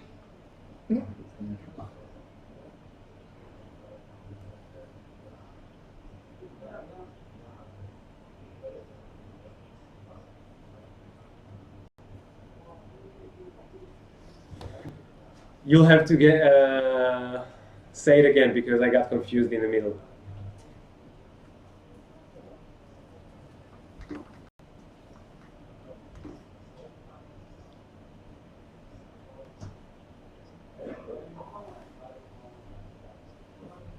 Oh, okay. So if the services the client is asking for you are basic, how do you create more packages, right? If he asks you to design, you can't say I want to do SEO because maybe he didn't ask for SEO. So the answer is yes, he didn't ask for this, but if you realize what you can do better, then you can offer more. But now we're going to have like another advice for ourselves as creatives. We want to get more and more and more skills. We want to get new skills because the more skills we have, the more things we can offer to our clients, okay? And the more skills you have, like if you know how to shoot a video, if you know how to edit a video, from tomorrow on, you can offer your clients to create a video as well, okay?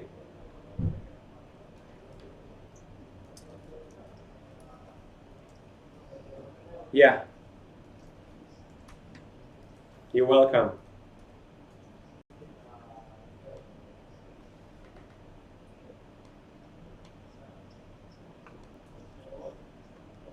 Yeah.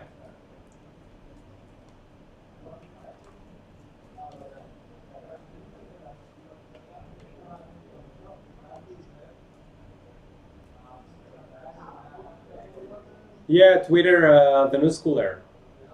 New schooler. I'll write it down here. At new schooler.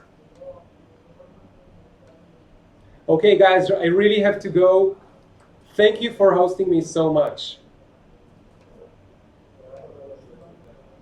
Okay, Ron. Okay, Ayal, let's go sit over there so we can.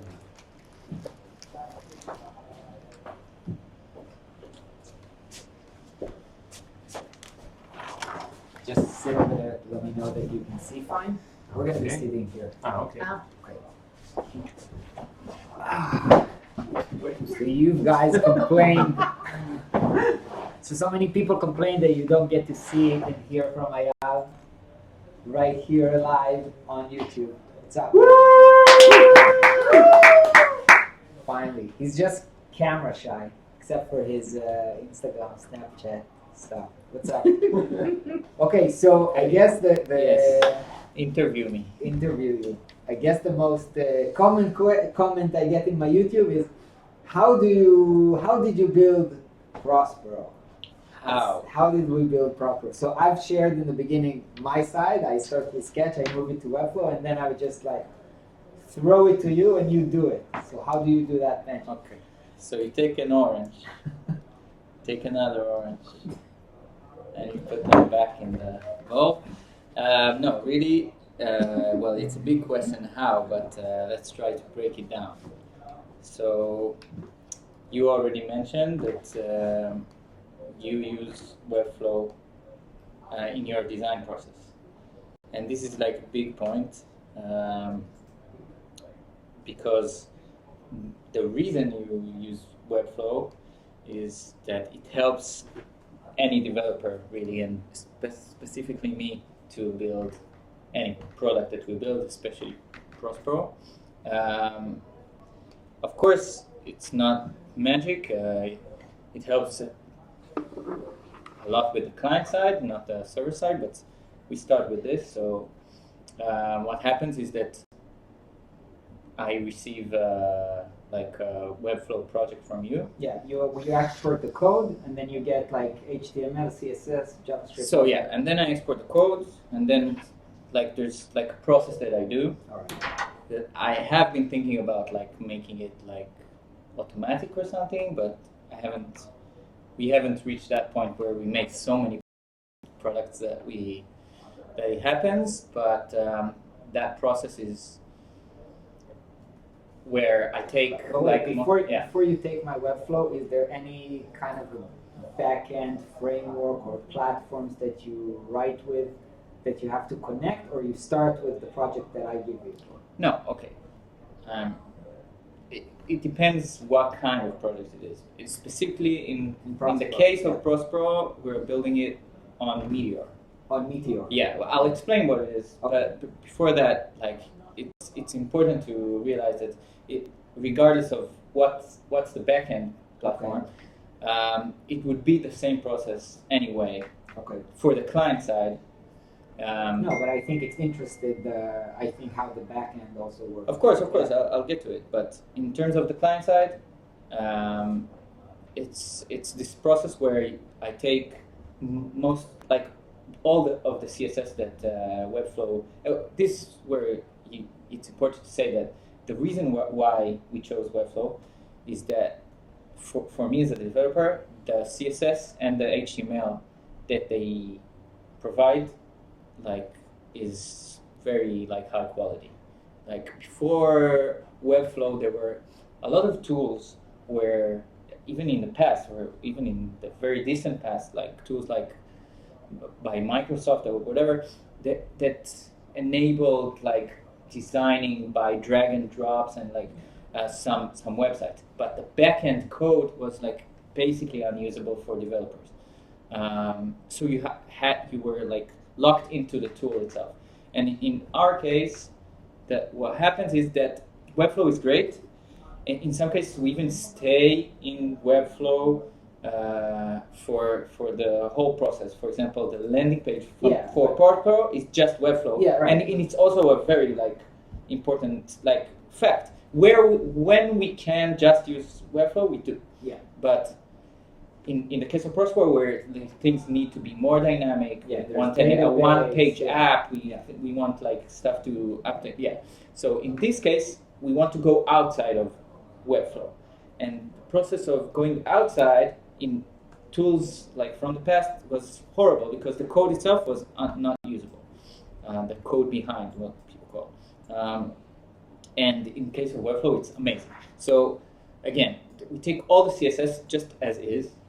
And in terms of the HTML, so here there's like a thing, like because when you write like a big app, and I use what's called React. It's like a front end framework for UI, and like the not just UI, like the connection between the user interface and the data that is already in the client. So you have to change everything from HTML to React? I don't know what that means. React actually it's on top of HTML? It's you wouldn't say on top. It renders HTML. Okay. So what you have in React is actually it's called components. Okay. So whatever you see in the page is like an assembly of components. So I have to like kind of like cut parts of the HTML that you give me and like decide what's a component. Right. So let's say you have a page an app component. It's like the most top level component. And then I start like deciding, okay, this is a wizard component, and then I have a wizard step component or a tab component, whatever. that's on the page. I have to make this decisions like logically. Most of the time, you create the HTML in a way that it's logical. It's already logical. I don't have to do a lot. I do have to do some things. For example, I have to change the word class for every like div to be class name because this is how it's written in React, or some other things like that. Or for example, the images that I get from Webflow, I upload them to our server, and then I have to change the URLs. It's like a process. This is what I have been thinking about, making it automatic. I haven't already, but it's already quite like I know exactly what I'm doing, so it's like very mechanical. And after that, I kind of have already like An app? working. Okay. Like But it's without not the- dynamic. Yeah. There's no business logic and there's no like real data. It's mainly like the placeholders that you put in.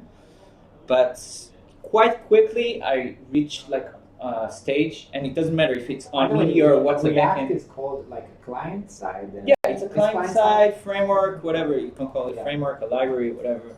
I mean, it's like semantics, but it's a client side thing. Yeah. Why did you choose to work with that, by the way, or it's just like because it's Facebook? and I mean, everybody- it's like it used to be the high end, bleeding edge, Kool-Aid thing that all the hipster coders were using.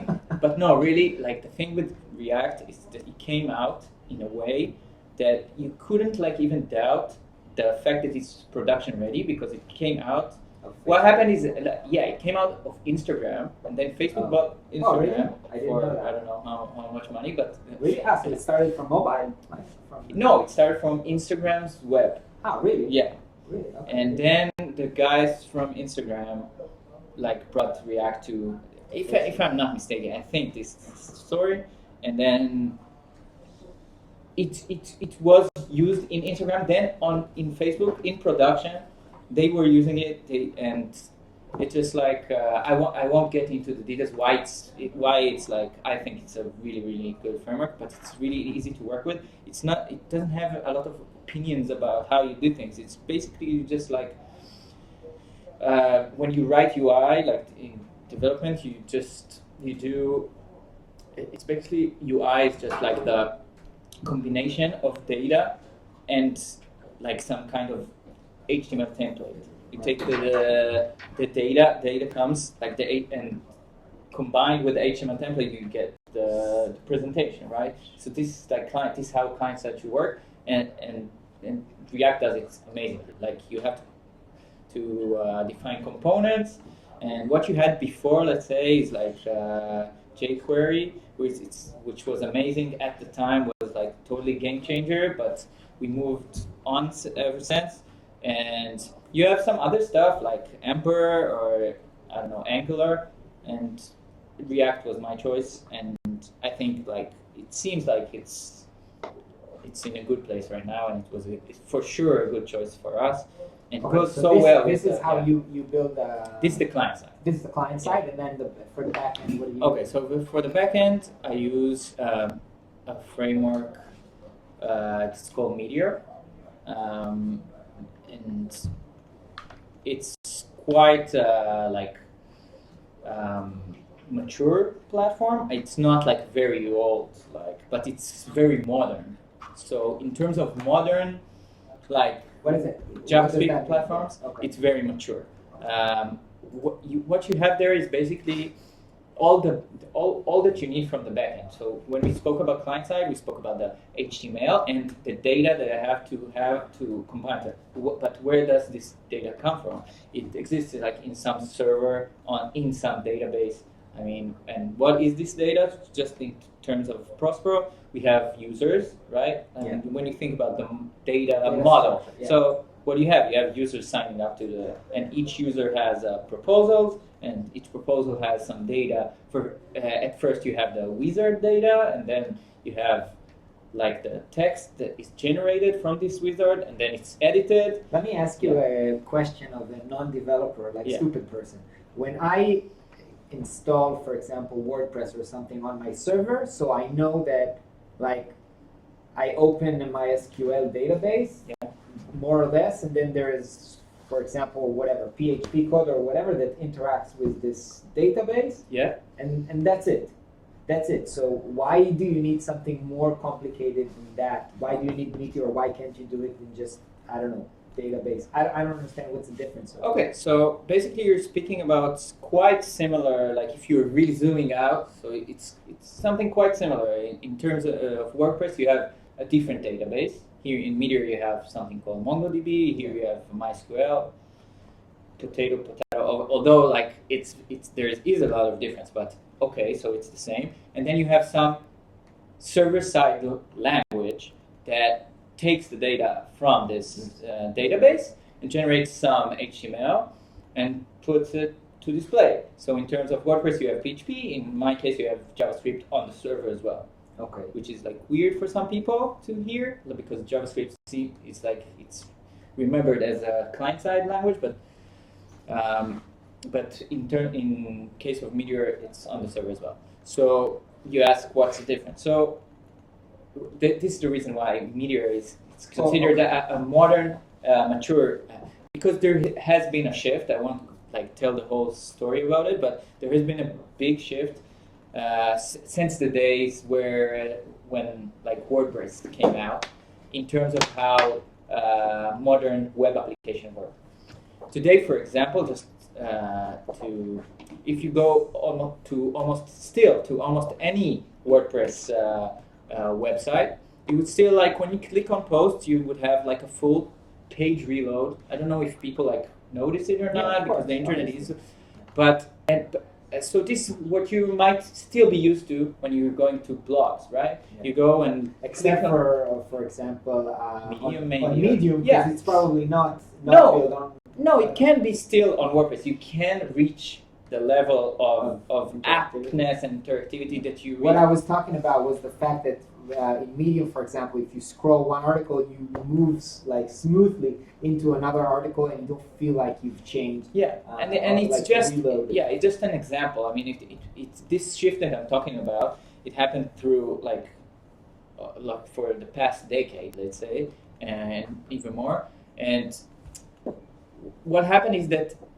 really the server side traditionally already did the work of this, like taking the data and building the HTML and then giving the client the full HTML. Here you have the page. Like there is no need for React or something like that. Yeah, the client side was really thin and not like doing a lot. This shift like changed everything, and this is what when Meteor came into the picture and did like really the whole thing very, very like strongly and like maturely, and after a lot of years where this like came in already with Ajax and whatever, and now the server is basically like just has the data and is requested data from the client. The client asks the server for data. It doesn't ask it for a page. Yeah, it asks it for, and then you can get apps that are what you call a one-page app. You don't even have pages. You still see the URL changing, and there are a lot of like processes still going on about how you should handle it and how you should handle the URLs correctly, because URLs are still very important in the web. Yeah. Like you sometimes see apps where you just go in and the URL at the top stays the same, and then you can't even link to a specific page. It's like weird. Yeah. So this shift created problems, a lot of problems, but. For example, we had this issue not too long ago where there was no specific URL for the sign up and login. It was actually the same page, so we couldn't link directly to the state. Exactly. So this is like what some like side effects of this change that we are still handling, and also there are more even like things. For example, some people are going back a little bit to server side rendering. What the server used to do was like create the HTML. Why? Because the website's loaded faster.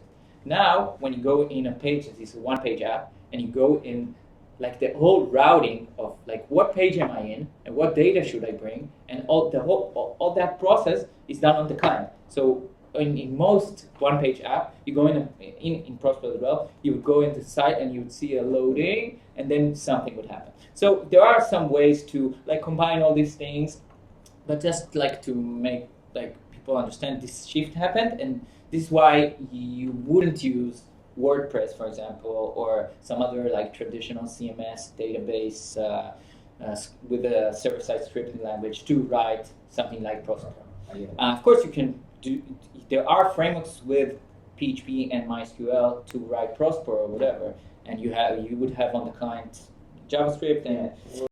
We discussed it recently, not Django or what? No, Django is another CMS, but of course, also in WordPress there has been like the shift happened in all frameworks. So you would have like what you might call a headless WordPress, where you would like not use the WordPress templates and the PHP that's run on the server, and you just use mainly like the database and some, but.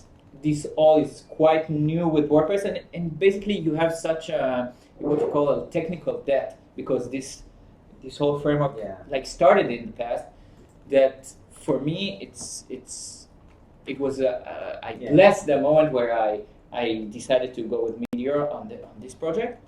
I don't know what will be, for example, if I do another project, if I'll choose Meteor.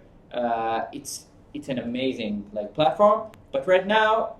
They seem to be betting on maybe a newer platform that's called Apollo. I haven't researched it completely yet. A company, you mean, that develops it, or? Yeah, they still exist. They have funding and they make money. For example, if we can talk about can give an example of what happened like a second ago. So what happened is like the way this Meteor company. They gave almost everything for free, like at first. We didn't pay for 1 cent for using this framework. It was open source, and we got all the tools for free for like many years. And what their business model, which is quite recent, was create servers so you can host the servers at. So we created projects before where we used Meteor, but we didn't host them on Meteor's website because you didn't have it. Yeah. But now you have some. And that's called Galaxy. Galaxy's Galaxy product is Meteor's product where they can make money, and they're doing hosting for Meteor product. So, for example, I'll just give you. An anecdote why it was great to choose like Meteor and specifically to pay them now for their hosting is that we're doing this launch now, and there's so many people I don't know how many people we see on analytics, but there's so many people on the product 140 140, and there's been like 200 and more, and basically we hosted Meteor on the lowest kind of container. We hosted Prospero on the lowest kind of container, and suddenly I see that we have 100% memory. And in 5 clicks, I upgraded our server, added more containers, everything was just I don't have much experience with scaling that is that easy. So I recommend everyone who's a developer to at least take a look at Meteor and Galaxy, and their new product. Product it's called Apollo that I haven't used yet, but seems so kudos to Meteor development group. Yeah. Awesome. So what from your perspective, what was the most challenging in Prospero development wise? What was the hardest thing to do? And by the way, if you guys have questions for Ayal, put them down, and Shayna, if you see questions, you can ask them questions. So basically. Someone is asking if Prospero is a Meteor app. Yeah, it's Meteor. We were just talking about this. It's a Meteor. No, he asked after you talked about it. So just to make sure. Yeah. So there are some things that happen actually on the client that are quite complicated. For one is the editor for the proposal is a rich text editor. And the whole interaction with this and choosing the client-side library to work with was quite like a Did you work journey. with, So we started working with Node.js, it's called, or no, we started to work with something called this is we were talking about the editor, right? Yeah. The proposal editor. Right? yeah. Which is kind of like a Google Doc kind of experience. Yeah, so I have a blackout about the names of the Right. frameworks that we were using. I think the first one we used was something called. I don't know. You told me that it's something from Facebook, like the No, so- Node.js. No, it's not called Node.js, but no, they have Facebook. This is the latest like library that we used to write the editor, the rich text. It's the one we went with, and it's great. It's like it's quite like fit to create the editor and to make it work well. But it's written really well, and there has been a community around it. Facebook wrote a whole product that's called Note. I don't know if people know it, but you can like even create mini like blog posts on Facebook. And design them and put images and like people use it. Source? And this is called Note, like Facebook Note or something like this, and it's based on a rich text editor by Facebook, which name eludes me right now, but it's a really great library. You can just like probably Google it by like writing Facebook. Oh, it's called Draft.js. Draft.js, right. Draft.js. So Draft.js is like it's an amazing product, and that I know there are some people who in the community of Draft.js who already like started a new product. It's more cool or like community like more community open, or I don't know, because it's so hard to write these products. Like I see the amount of code that Facebook just put out as open source. It's amazing. We just use this, like this sentence of the standing on the shoulders of giants. Like it's like that in the open source community. You just take an open source like huge like amounts of 10,000 of lines of code, and like you just use it as if it's yours. This was quite complicated to make it work like we wanted. For example, like having the table, the pricing table there, is not like you don't have support. This is the example, the pros and cons of open source. So you get so much, and then you don't have support for tables. So either you, and this is like this is behind the scene of it. Like if people are interested in like here, like. So you want, you imagine a table, you when you do the design, like every developer knows it, like getting the design from a designer, and it's like, he painted a nice table there, even if it's in Webflow. For example, this is like a good example of when Webflow is like no longer relevant. Like so you do like a table there. So it's like completely not what I'm going to use in any case.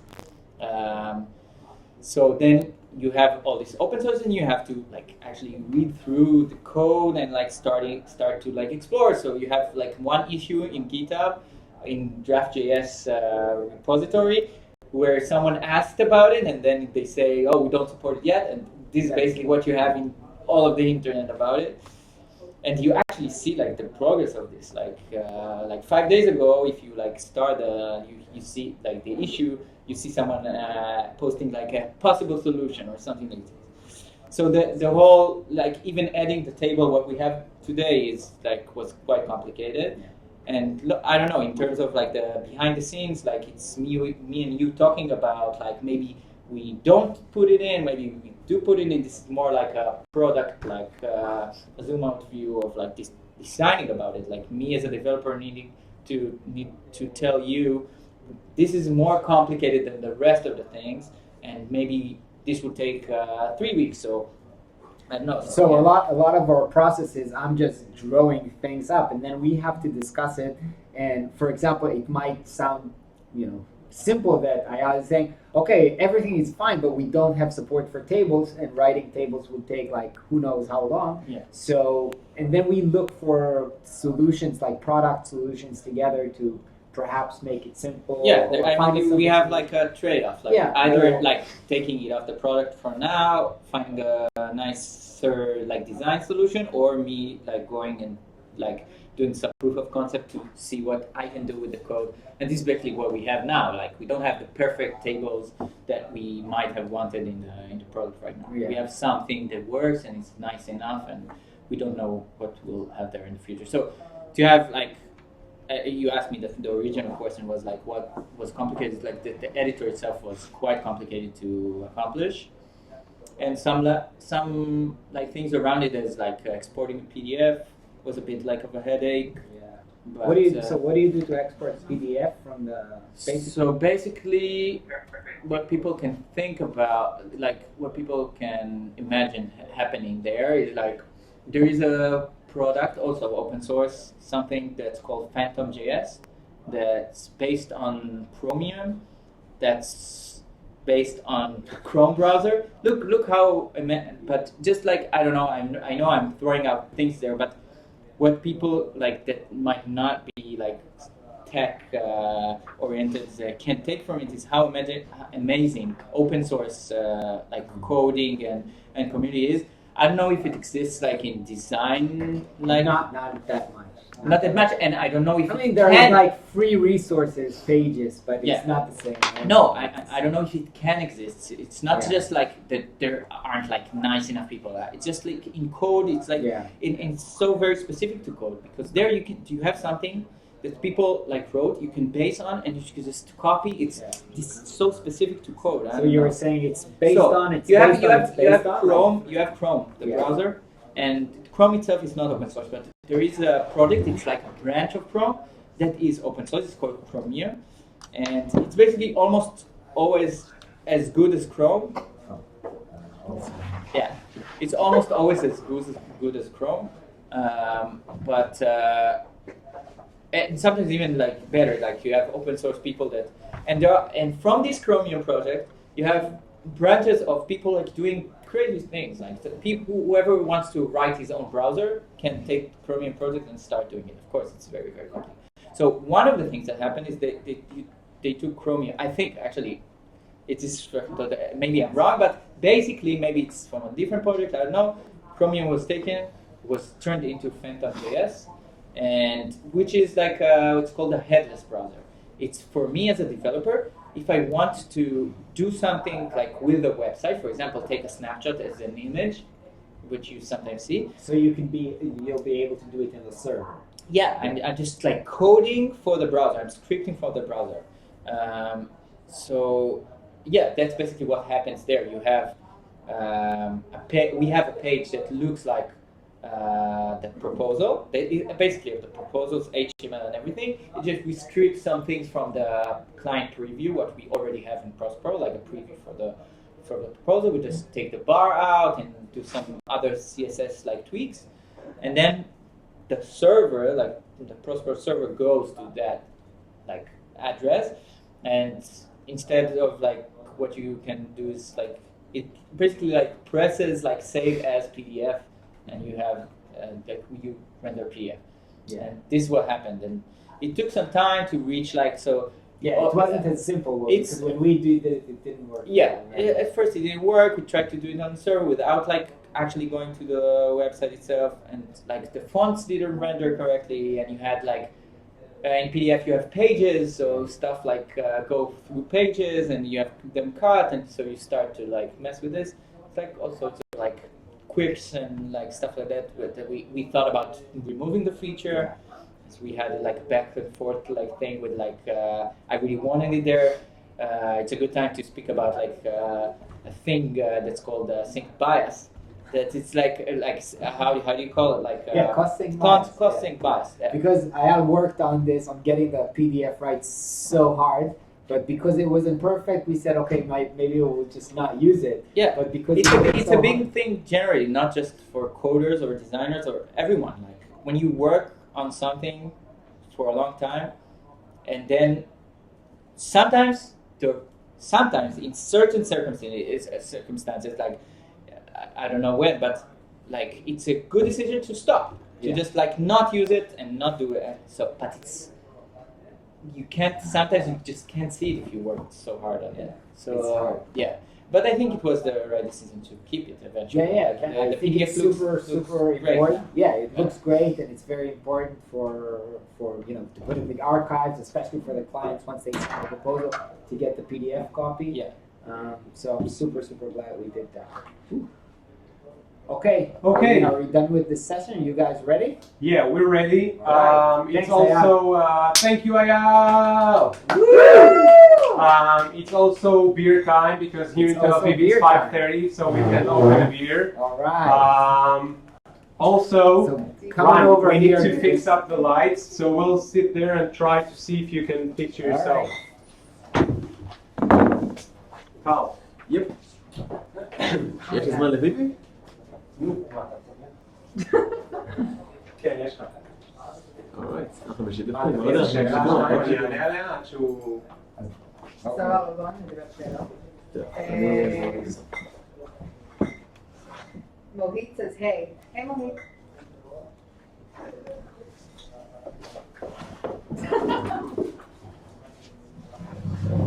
Okay. Ayal, don't break your. Don't break your. Ran. Good, like, Let's answer a question until Tal is back. okay. Sure. איתי says מלאכים. תודה, איתי. I answered this in the chat, but Banana Source Productions says, can I use Prospero for other things than graphic website design stuff? Do you want to talk a little bit more about the options? Yeah. So basically, you can use Prospero for any kind of any kind of proposal. We do have templates inside for groups. Ron, correct me if I'm wrong. Filmmakers / animation, web designers, designers in general, web developers, and copywriters. So we want to help copywriters as well.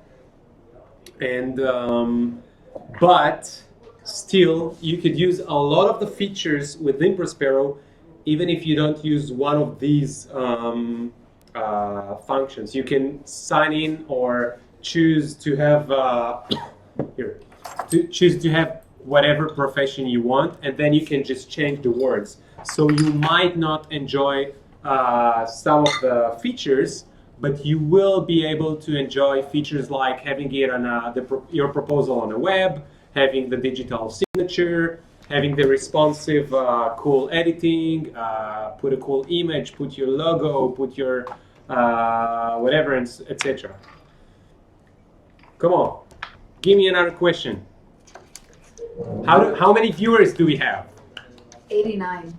89. So it's 89 people who love to hear about Ayal speaking. Yeah, they were Speaking saying code. like, go Ayal. Go Ayal. It's 30 people less than before. That's what. From before. I went. No, what happened? I want to explain. We had a poor connection for a few minutes, Okay. and then a lot of people dropped, and this is Okay. why I changed the lighting, because I think it was because it got dark outside and the camera had Right problems. now it looks fine. Like this. Now it looks fine? It looks better than in the. Okay. Ron, come, I want to ask you a question. You want to ask me a question? Yes, because this is, after all, we have a lot of people from all around the world. It's really nice. And by the way, I'm not sure if it's the same people from 2 hours ago. So please write us your name is your username, but which countries are you from and which cities? We want to see more of this. And some of them are also your fans from your vlog. If anyone here doesn't know about Ron's vlog, you're now watching his YouTube channel, and he's doing a daily vlog. Well, daily except weekends, because Ron doesn't work on weekends because he's a good freelancer. Don't work on weekends unless they pay you 10 times more. And so you do your vlog every day. Now I have to ask you, I'm your partner, your co-founder, your friend, and still I have no idea how the hell can you make it every day. It seems like so much work. Like if I had to do one of your videos, it would take me 2 weeks. How the hell do you do it? What's your secret? It doesn't take me 2 weeks. It takes you 2 weeks to make one No, video? it doesn't. Obviously, if it takes you 2 weeks, you can't do it every day. The only reason I can do it is because it doesn't take me a lot of time. It's because I edit really fast and because I really enjoy doing this. And Tal, come here. We're talking Yeah. about editing Yes, fast? Yeah, we're talking about talking editing fast, and we have Tal here, Tal Almog. Yeah, sit down. Tal is a great filmmaker, and we were all together. This is when I got to see like really live, great editing skills when we were on Lior's in bachelor Greece. party in Greece, and Tal brought the drone in. So every day there, like I think, or at least 2 days, we've created really short and really great videos. Yeah, they got thousands of views and tens of thousands of views on Facebook. Yeah. Until the guys from the Greek island approached Tal to help him promote the island. So I think it's good to talk It's a true about story. how do you work so fast, and does that affect your Okay. your freelance or whatever? Shayna, can run. you take my mobile just in case Roy is coming? And we need to grab Tal This one? a beer, please. Beer would be וגם שלי most בעצם. welcome. Ron, can you grab Tal a beer? Okay, hi everyone. Ron, Shayna, Ayal, if you see more questions from the amazing people that are there, we'll be happy to answer them. Here with me is Tal Almog. Tal, how do you say your name when you're in the US? Actually, whenever in the US, I just people like so your name is Tall, Tal, Pat, and just let's go with Tom. Tom, okay, So Tom. whenever in the US, I feel free to be whatever I want. So we're here with Tom, and I'm really excited because Tom and I, well, Tal and I, are friends since we were 7 years old. Now, when we were 7 years old, we used to think, well, what did you think you're gonna be when you grow up? Fireman. No, actually, I was actually when I was 7 or 8, I'm pretty sure I wanted to be a filmmaker. A filmmaker, when you were 8. Yeah. Now, this is amazing because I was your friend at that time, and I never heard you saying that you want to be a filmmaker. Oh, that's because cameras were something that was way too expensive to even dream of. Okay. Like I was begging my parents to buy me like this tiny film, like still camera with film and like this weird stuff. So that didn't happen. There was only about like one kid in the whole city with a video camera, and it wasn't about sharing. Yeah. So I had to wait like 10 years until I bought my own camera. Yeah. So I also want to explain, Tal here is not just because he's a good friend of mine. It's not like I wanted him to help me to do a lecture Nothing here. like that. Like Yeah. Seth Rogen. Somebody told you that before, right? Someone said from the audience, you look like Seth Rogen. Okay. Yeah, that's right. Yeah, a little less chubby. A little less chubby. So So it's his own brother, but it's fine. Tal is, I don't know if to say famous in Israel, but he's really big in Israel. He got to the point where he works with big companies creating advertisements, right? And Mostly commercials. commercials that go on Prime TV, That's correct. prime time on TV. Although we have only 7 million people in Israel, but still, to be on prime time is respectful.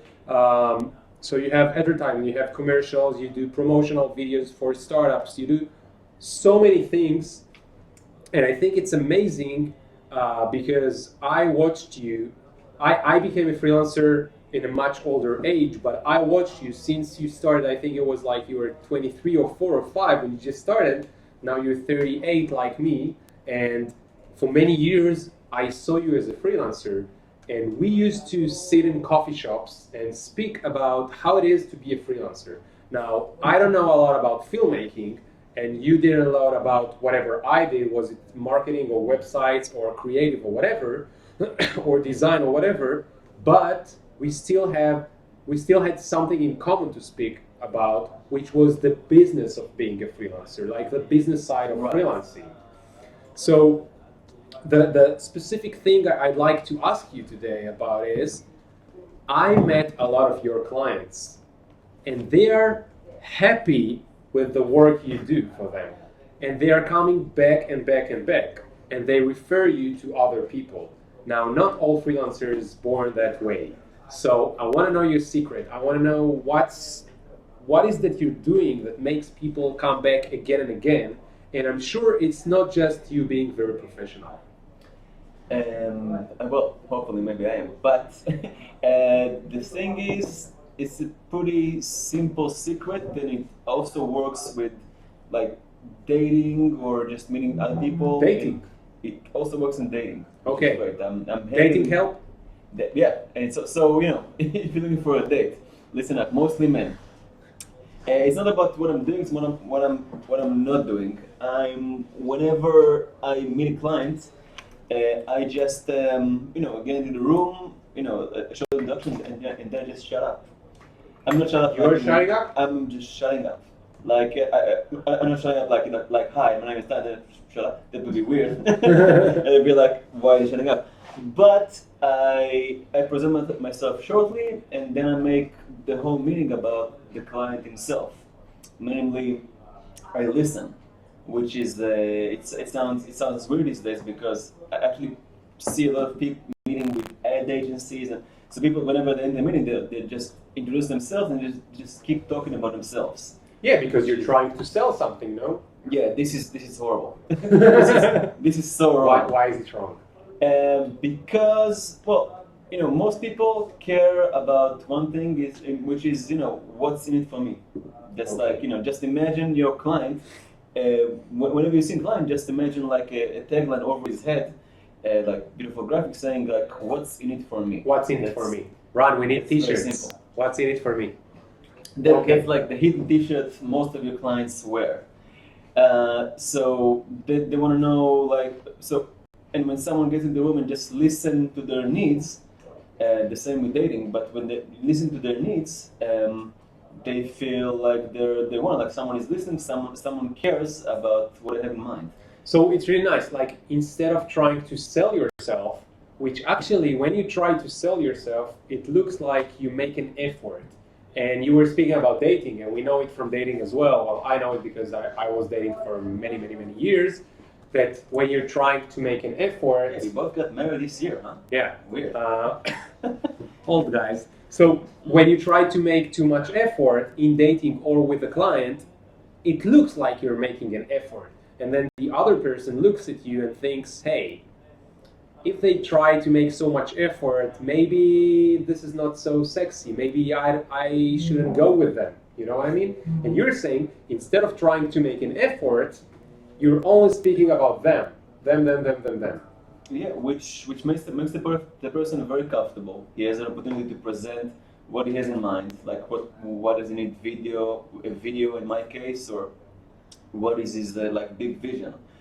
And after that is done, so A, he feels comfortable. B, this is my chance of actually getting to know him better. Like what is this person about, what he needs, and how can I be of assistance. Yeah, and that basically does like 80% of the job. 80% of the job. Seriously, like 80% of the job, just shut up, listen, and magical things will happen. So, but you don't sell yourself at all? After that is done, after I listen, it's actually kind of nice. You don't have to do much. You just end up there and just sit down, maybe have a beer.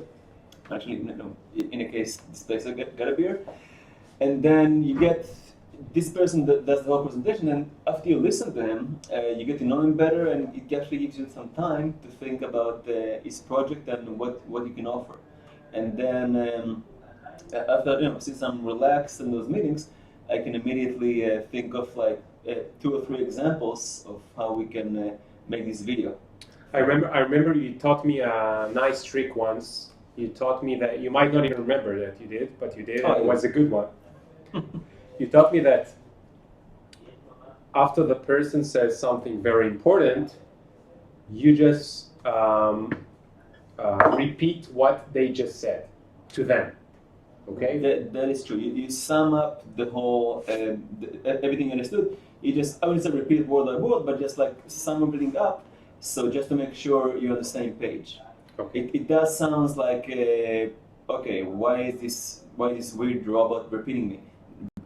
It sounds like when you talk about it like this, but when you repeat these persons and what you had in mind, it actually makes sure you actually it's a way for you to make sure that you really understand him, you really got him, and what he's all about. Okay. And once you get this rapport going on, and then you're practically buddies. You can Yeah. you can get to work on something interesting. Okay, so this is just on the first meeting, but now referring you to other clients is not after the first meeting, right? It's after the hard part. The first meeting or the meetings are a nice part, but the hard part is to do work and to have a relationship that actually gets you more clients. What are you doing there?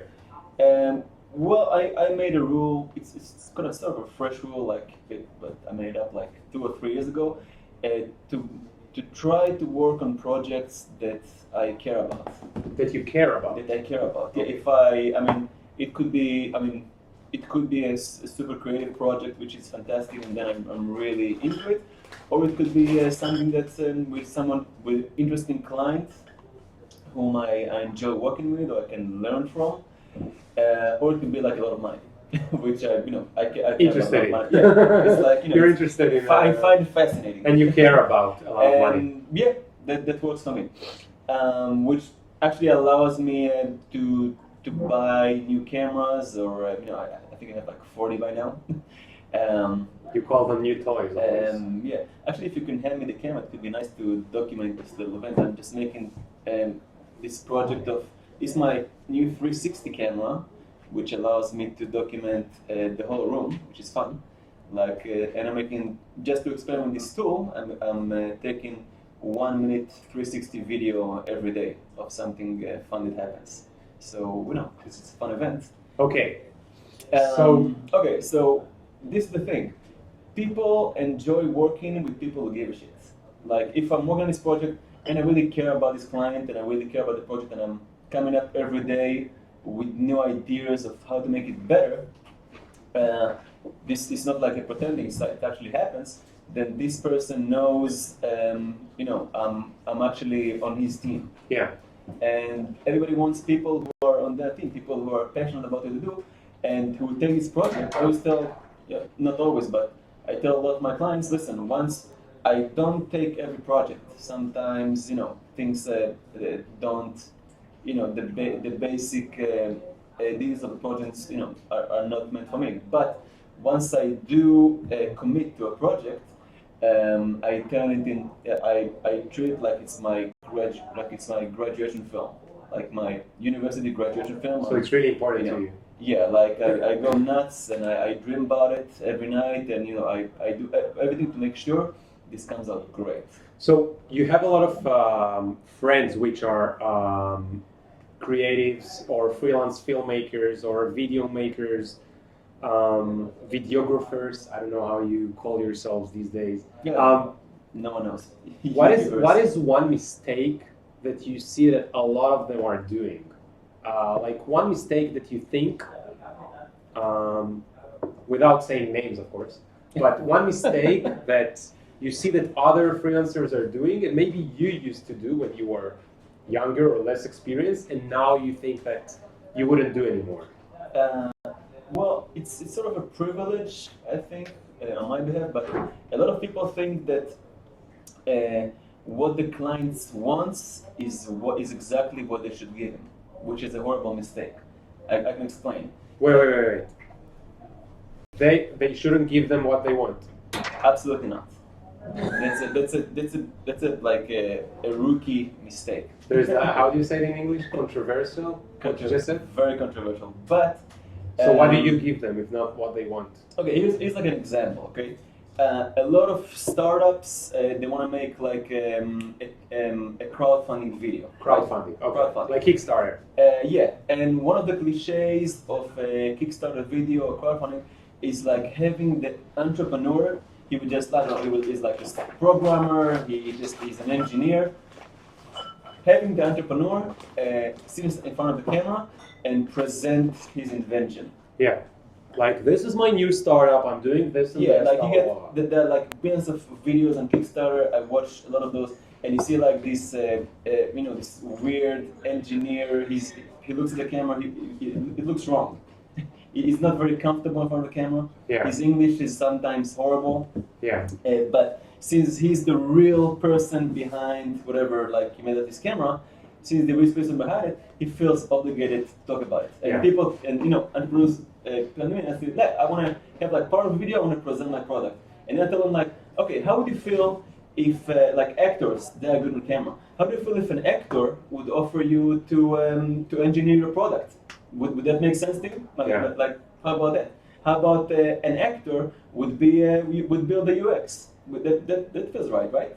And then like, no, that's ridiculous. Yeah. I thought, yeah, it's as ridiculous as having someone who was not trained, who's not camera trained, film himself. It looks wrong. There's a reason Tom Cruise, my other brother from another mother, there is a reason this guy gets paid a lot of money because he's amazing on camera, he's charismatic, and he can sell you each character he likes. But it's so hard because when your client tells you what they want and they tell them basically you're stupid or you don't know what you're doing or you shouldn't do this, okay? I bet we have a lot of designers looking at this right now because this is the new school. So they're like, your client tells you, oh, this is ugly. And you know this is like top notch. This is the next trend. How do you deal with them? They are sure what they want. Okay, first off, we're on the same team since we had this rapport earlier. So I did like right away I told them, listen, it's my job to make you look awesome. It's my job to have people buy a product like crazy, like it's cocaine, or like super cheap weed. I mean, I really want people to buy your stuff. Why? Because if you look good, I'm gonna look good as well. Okay. It's gonna give me more job, and this is my job. So you put yourself with them on the same team, okay? Yeah. So it's not like you're against them. You're like, hey, buddy, let's think about it together. Think about it, and make sure you get the best deal for you. And this way, they can listen because we're not an opposite team. We're not negotiating here. I'm really trying to give him like the best deal he can get. Yeah. And to make his video look awesome. And most people, they either don't really understand filmmaking or the visual language. So they, if I have their trust, I can make it happen. Now, the real thing is like don't listen to your client. If you have a better idea, if you know how to do it, give something of your own. Like really try to put your heart in the project. Like give the project a part of your artistic vision. Yeah. Some people ask, what is the camera? Oh, this is for people who missed it. This is a 360 camera. Which one? And which camera? It's called the Fly 360. That's the 4K version. The what?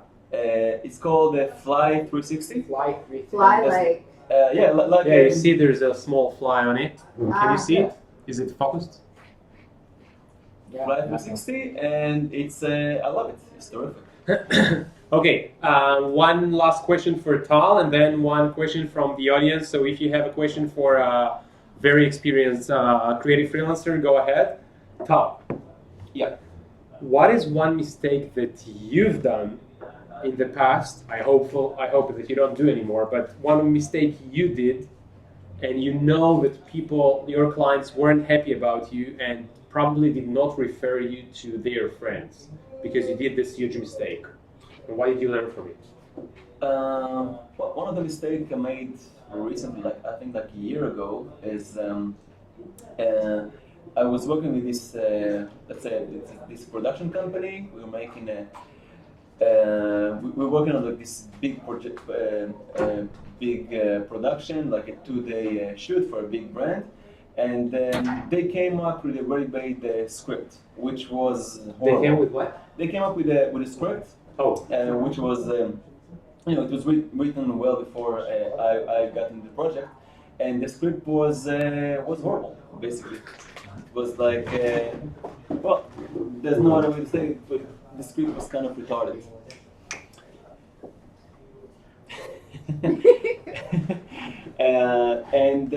The one mistake I did was saying okay, these are I don't know these guys very well, So I don't want to fight with them. I don't want to yeah, there's like argue. this is like our first big job together, so you know, I might as well like play along and just work on the script. And like for 2 days, we were filming this thing, and both myself and my DP and all were like, yeah, it looks great, like big budget. B, it is so fucking stupid. I'm never gonna put it on my Facebook because it's you know, it's embarrassing. Yeah. And eventually, you know, it was like a super big budget commercial, which I never put on my portfolio. You were never because proud of. I was never proud of, and Were they happy with the result? they were. I mean, actually, you know, when it came to, I mean, this is the thing. You write a script and then you shoot it, and then you come to the editing, and in the editing, like you see all the footage, and they're like, okay, this is kind of dumb. And then Papa, I can't tell them like, yeah, because it's your fault. No, Yeah. I can't say that. I think But, actually it happens to any kind of creative, like developers, designers. Everyone is like, your client is really sure about what they want to do or Yeah. what they want to see or Yeah. how they imagine the project. You know, because you're experienced enough, that it's gonna look shit or be written shit if it's a copywriter. In my etc. opinion, yeah. Yeah, in Like, your opinion, like your professional opinion.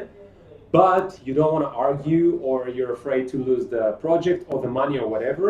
So you just flow with them, and then Yeah. everyone loses. Which, yeah, it always ends up being like a classroom fight. I think it's a really hard one. You know, I think there's no one magic that can solve this one. No, because but this is the thing. I mean, unless you put your heart into the project, any project you take, because you know, these things take like, you know, a usual project takes like 1, 2, 3 months. Yeah. Unless you put your heart into it, you might as well be a robot. yeah, And we all know that the robots are, you know, probably going to rule the industry in like 10 years from now. So unless you want to be a robot, you want to bring something special. You want to bring yourself and your dream and your vision into the project. Unless you do that, you know, there's no. What's the point? You might okay, as so well be- you're saying that anyway, you should put your heart in it, even if you argue with the client, because having a happy client with a stupid project or a stupid end result will not help you anyway. That is true, but like, you know, I made a rule after this project. Like whenever I can feel like a project is coming up and I don't really understand the script or I don't really connect, I always stop everything and say, listen guys, we can do a better job. And then even if I'm not getting paid for creative, I always offer an alternative. Okay. So there are options. So like in this, at least I can say at the end of the day, like I tried to make something that's like, you know, that steps up the game Yeah. a little bit. Yeah. Okay, Shayna, do you have or Ron, do you have any question from the audience? Yeah, it was just about the camera. The camera and what beer we're drinking. Yeah. What beer we're drinking? Oh, it's an Israeli beer. It's called Gold Star, unfiltered version. Gold Star are not paying us for this video, but we will make sure they probably will should. pay us. How do you say it? Retroactive, yeah, retroactively. So thank you so much, Tal, Tom, Tal. My pleasure. And we will put the link for your the video that you and Ron made for my bachelor party. Maybe there's some naked bodies there, so I'm not sure if you watch it. Shayna, who do we have? How many viewers do we have? From which countries? Give us We have some numbers. 69 watching now. Okay. Guy Goldon wants to know, when is Tal Almog coming online? Ooh, Tal, when do you have a vlog? A vlog. Well, that's difficult. Okay, this is the thing. Just like that we talked about, like some people are great actors, some people are great engineers, some people, you know. I recently found that I know how to make videos. I'm not great on camera. Like interviews are fun. If I could be an actor, great. Like, you know, when I was in diversity in film school, I actually got fired from 2 films, and I was just a stunt in the background. I don't know. That's not working out for us. Whatever. Don't even try to stand in the front, man. Yeah, I know you volunteered, but please step outside. And, Okay, you know, Tal. Thank you so much, man. Thank you. And applause for Tal. Thank you so much for giving us the time in the middle of your day. I'll send you the $400 or whatever you charge for an hour. Maybe Ron will send you because I need it. And let's get Roy Povarchik. I was going to hug from Tal first, wait. Okay, have a hug. Hey, I heard you had the opener, so I came. What? I heard you had the opener, so I came. I do. I now had the interview. Wait, we have a question. Yes. Tal, Ilan Golan wants to know, question to Tal, do you have a team you work with, right? And how do you choose your colleagues? Do we have enough time to go into that? Yeah. Tal, Okay. come back and answer. I can go. I have this open. Can you go over the question again? Yeah, first of all, Zero says you were great as well. So that's really nice. Ilan Golan, do you have a team you work with, and how did you choose them? Well, yes, I do have a team of freelancers, very accomplished artists that I usually get back to work with normally. And okay, this is funny. You know that this super stupid line from the Fast and the Furious when they asked him they asked Vin Diesel do you have friends, something like that? Do you have friends now? He's like, I don't have friends, I have family. But it sounds stupid, but yeah, I do tend to work with people that I like. People that are, first off, they have good relationships, that are sort of friends. And from that point, it's pretty easy to work with them and to call them for either paid jobs or passion projects. So that's my deal. I just tend to work with regular people that I enjoy working with. Oh, Oopsie, sorry. Okay, Roy, it's time for us. Our last guest for today. Guys, thank you so much. It's amazing. It's freaking amazing. 3 hours. 3 hours. If you didn't vote for us on Product Hunt, go ahead and do this. Not that we really care about the number of votes there. We just want to stay number 2. So we are there. We just want to be number 1. We want to be number 1 as well. It's like the less inspiring quotes. I just want to be number 2. number 2 is fine with us. I want to say 2 things. Because Yes. first of all, your Vin Diesel impression is spot on. Well, no, we have the same physique, so it's easy for me. Yeah, it's the character. I get it. Natural. I get it. And also, I love the fact they say it's that one might be stupid sentence from Fast and the Furious, the one, everything else is super, this is stoic philosophy, but inside of that, there's one sentence. So anyway, I didn't want to say that I don't care about Product Hunt. I wanted to say that I'm so thrilled. This is 3 hours into the live.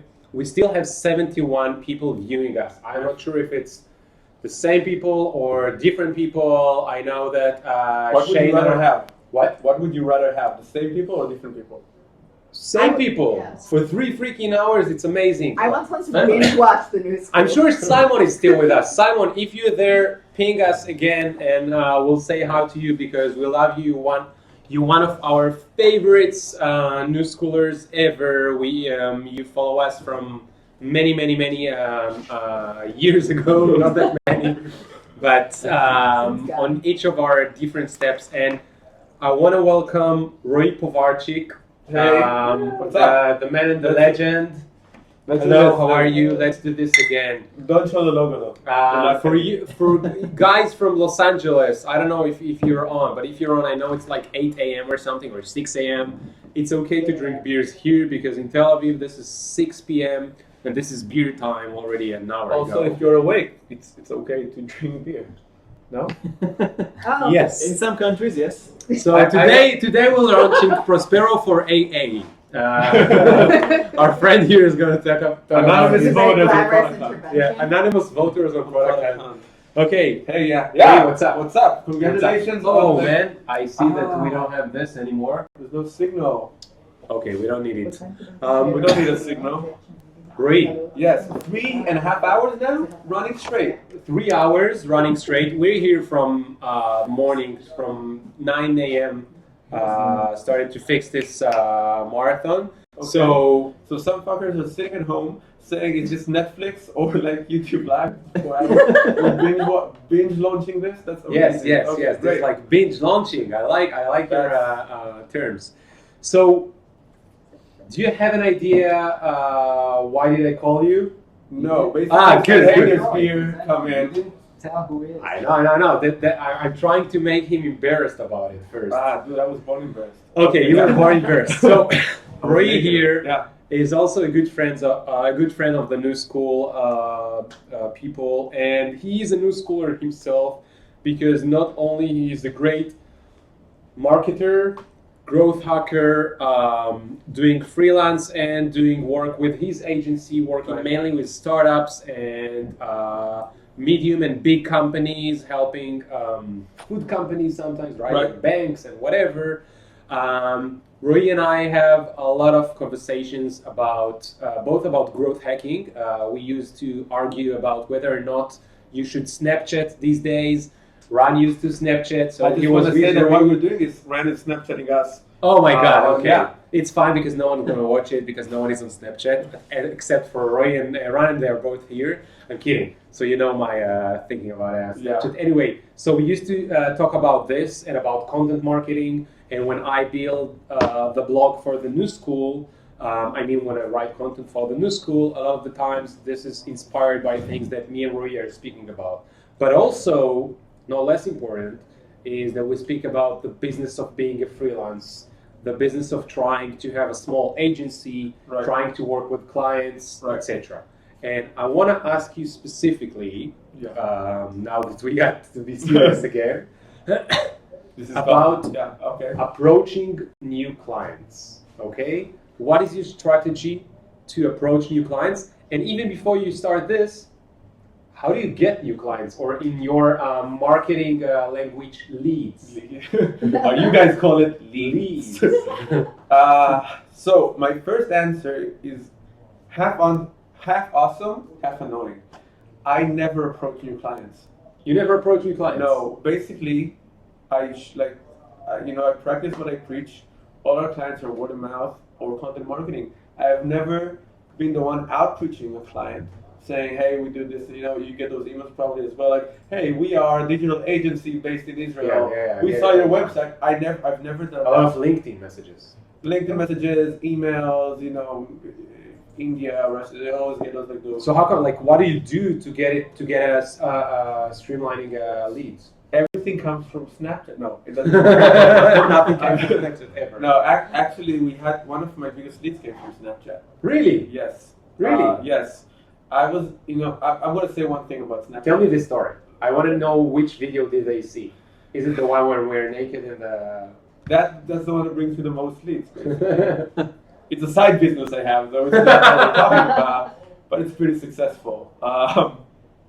So basically, what happened is the reason Snapchat is so good for marketers right now, and I'm like sending Gary Vaynerchuk out of my body with this, is that not enough people are actually marketing on Snapchat, and most of them who do it are pretty sucky at it, and they don't have, they don't do it day to day, and they don't have a strategy for this, and they kind of, wing it, and usually it doesn't work. When just wing social media as marketing, it doesn't work. It's you doing a hobby. And what do you mean wing? Wing is meaning like, okay, so today I'm going to do Snapchat. Tomorrow I'm not going to do Snapchat. Oh, maybe this. Oh, maybe that. And they're like very sporadically about it. I think it's very common for creators. Like, I have a Twitter account, I have a Facebook page, but I'm not doing it consistently. Can I be the asshole in this live video? Always you are. Okay. I can be myself. Yeah, just be yourself. So it's not a matter of being creative, it's about being fucking lazy. And I think most people in their businesses are fucking lazy. They think about work a lot, they stress about work a lot, but they don't actually work that much. Okay, what do you mean? So basically they would sit down, they would panic about not making enough money. They would panic about not getting enough leads. But they would not spend the time needed to actually build an infrastructure that gets you leads. Right? But you want to get work, you want to do your creative work, you don't want to do marketing as a creative, No, it's like when you train dogs. So you first have you have to look at animal, which is dog, not cat, not bird, not human. Then you have to look at breed. Then you have to look at the dog you actually have, and then you have his name. That's the same thing as entrepreneurship. Once you open a business, you're an entrepreneur and a businessman first. Then you might be in creative or whatever, or like technology, whatever it is. Yeah. And then it's like your business. once you have invoices, you can be like a fucking, I don't know, ice cream shop. You're a business. And it's not like, oh, I want to do creative today, that's what I want to do. No, you have to market yourself. When you get big enough, you can bring somebody else to do the shit you don't like. Usually start with accounting, that's the worst. Right? But, so you have to grow to a place where you can say, I'm not doing this. At the beginning, though, you have to eat your own shit and do everything. And you can't just say, oh, I just want to get leads, but I don't know. So what would be your advice? Like to put 1 hour a day in my calendar to work on my marketing, to be consistent with my Facebook and Twitter. So the way I look at this, I try to build a company, my freelancing business and my company, and I understand I have several roles that I have to do, right? So I have to be the manager. Even when you work by yourself, you have to be the manager sometimes. You're your own manager. Exactly. So you have to be a manager. You have to be like a team member in terms of like doing the work. You have to think about strategy, right? You have to do marketing. And I would basically look at my calendar and I would divide and put blocks of time per niche that I have to do. So I have to be per role. Per role. Yeah, sorry. So I have to be a manager 1 hour a day. Right. Okay. I have to do deep work, like at least 2 sessions of 3 hours. Deep work would be content writing for me, clients sometimes, would be my creative work. Strategy, yeah, exactly. And the third part will be strategizing everything, which means like, okay, what am I doing next month? What is my next quarter's goals? What am I doing right now to build something bigger later? Yeah. Right? And you have to segment those roles. And if you have, of course, if you still don't have an accountant, right? So you have to put time for that, and you have to have a block saying like every end of the month I'm doing So what you're suggesting is using the calendar to make myself do the things that I maybe not like so much, but if I have like 1 hour a day, managerial hour or marketing hour, whatever, in this hour I can put some time on Twitter, on Facebook, on whatever, but I have to do it 1 hour a day so it's consistent. Exactly. So first of all, before that, if you really want to be motivated into doing the things you hate, if you want to have a business and not go back to working for somebody else, or just like working from job to job or like gig to gig and just trying to pay rent but actually make money, you have to do this. Yeah. So it's not about I hate doing this, but if you want to survive as a freelancer or as a business owner, you have to do that. Like you're not doing anybody. This is your business. Yeah. Right. This is your life. This is your money. This is what you're going to grow with. And if you're not going to put that effort at the beginning, or if you don't understand this is synergy, but you have to do all of them to build your business. And some designers, I know that most of your audience is designers. I want to say designers think that they're only building their business while they're doing work for their clients, right? But that's them working for their clients. They have to also work for their business, right? And you should find the joy in doing that because you have to understand this is the seed where your dream comes true from. Right? You don't come from being like nobody hires me to a $100,000 a month retainer for designing banners 3 hours a day. Yeah. Right? You don't go for that. You have to do the whole thing.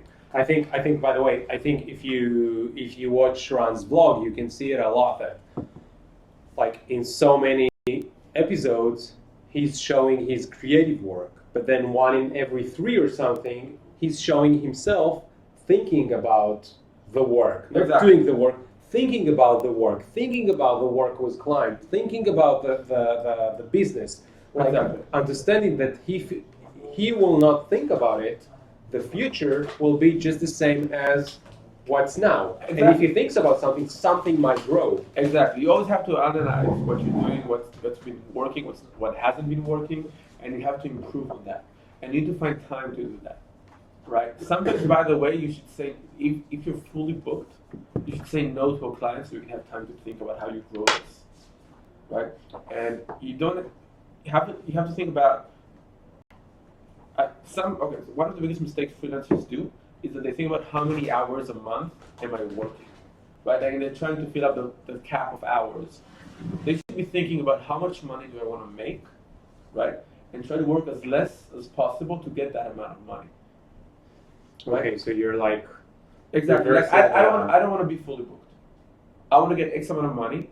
I don't want to be fully booked. I want to be with my family. I don't want to sleep late, but like I want to do fun stuff, right? I want to be here, not in the office, right? I want to have the helping a friend, right?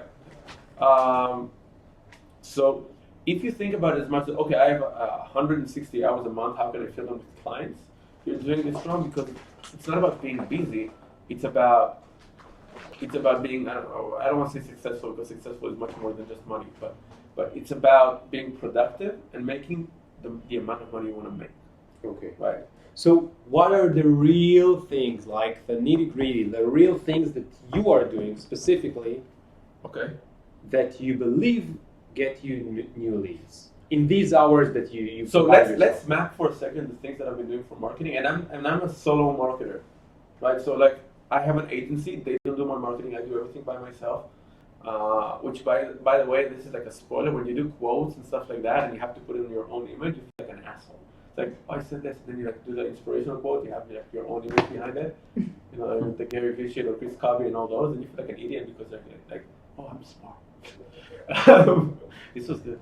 So, okay, so this is what I'm doing right now in my strategy. These are like the actions. I have 2 blogs that I'm running. blogs. 2 blogs. Why 2? Why not 1? So one of them is focused on the profession. That's like doing growth hacking, content marketing. It's very professional, how-tos, informational content. Okay, so if you're a designer or creative, it's like one of them would be a blog about how to be creative or how to be. Again, the how-tos goes to who are my clients. So I know my clients are marketers in startups or startups who still don't have marketers or are stuck in their own growth phase. So I want to help them out until they realize that they need me. Okay. Some things they can do without me, that's cool. Yeah. If you don't need me, don't. So it's like for a designer, it's like teaching Canva maybe. Mm. So you can That do is the this in perfect Canva, example, right. but then when you realize that That's- it's only that beautiful, You know, because wait, it's Canva, let's make this super niche, right? And if you're a smart entrepreneur, you know that niche at the beginning goes better than why.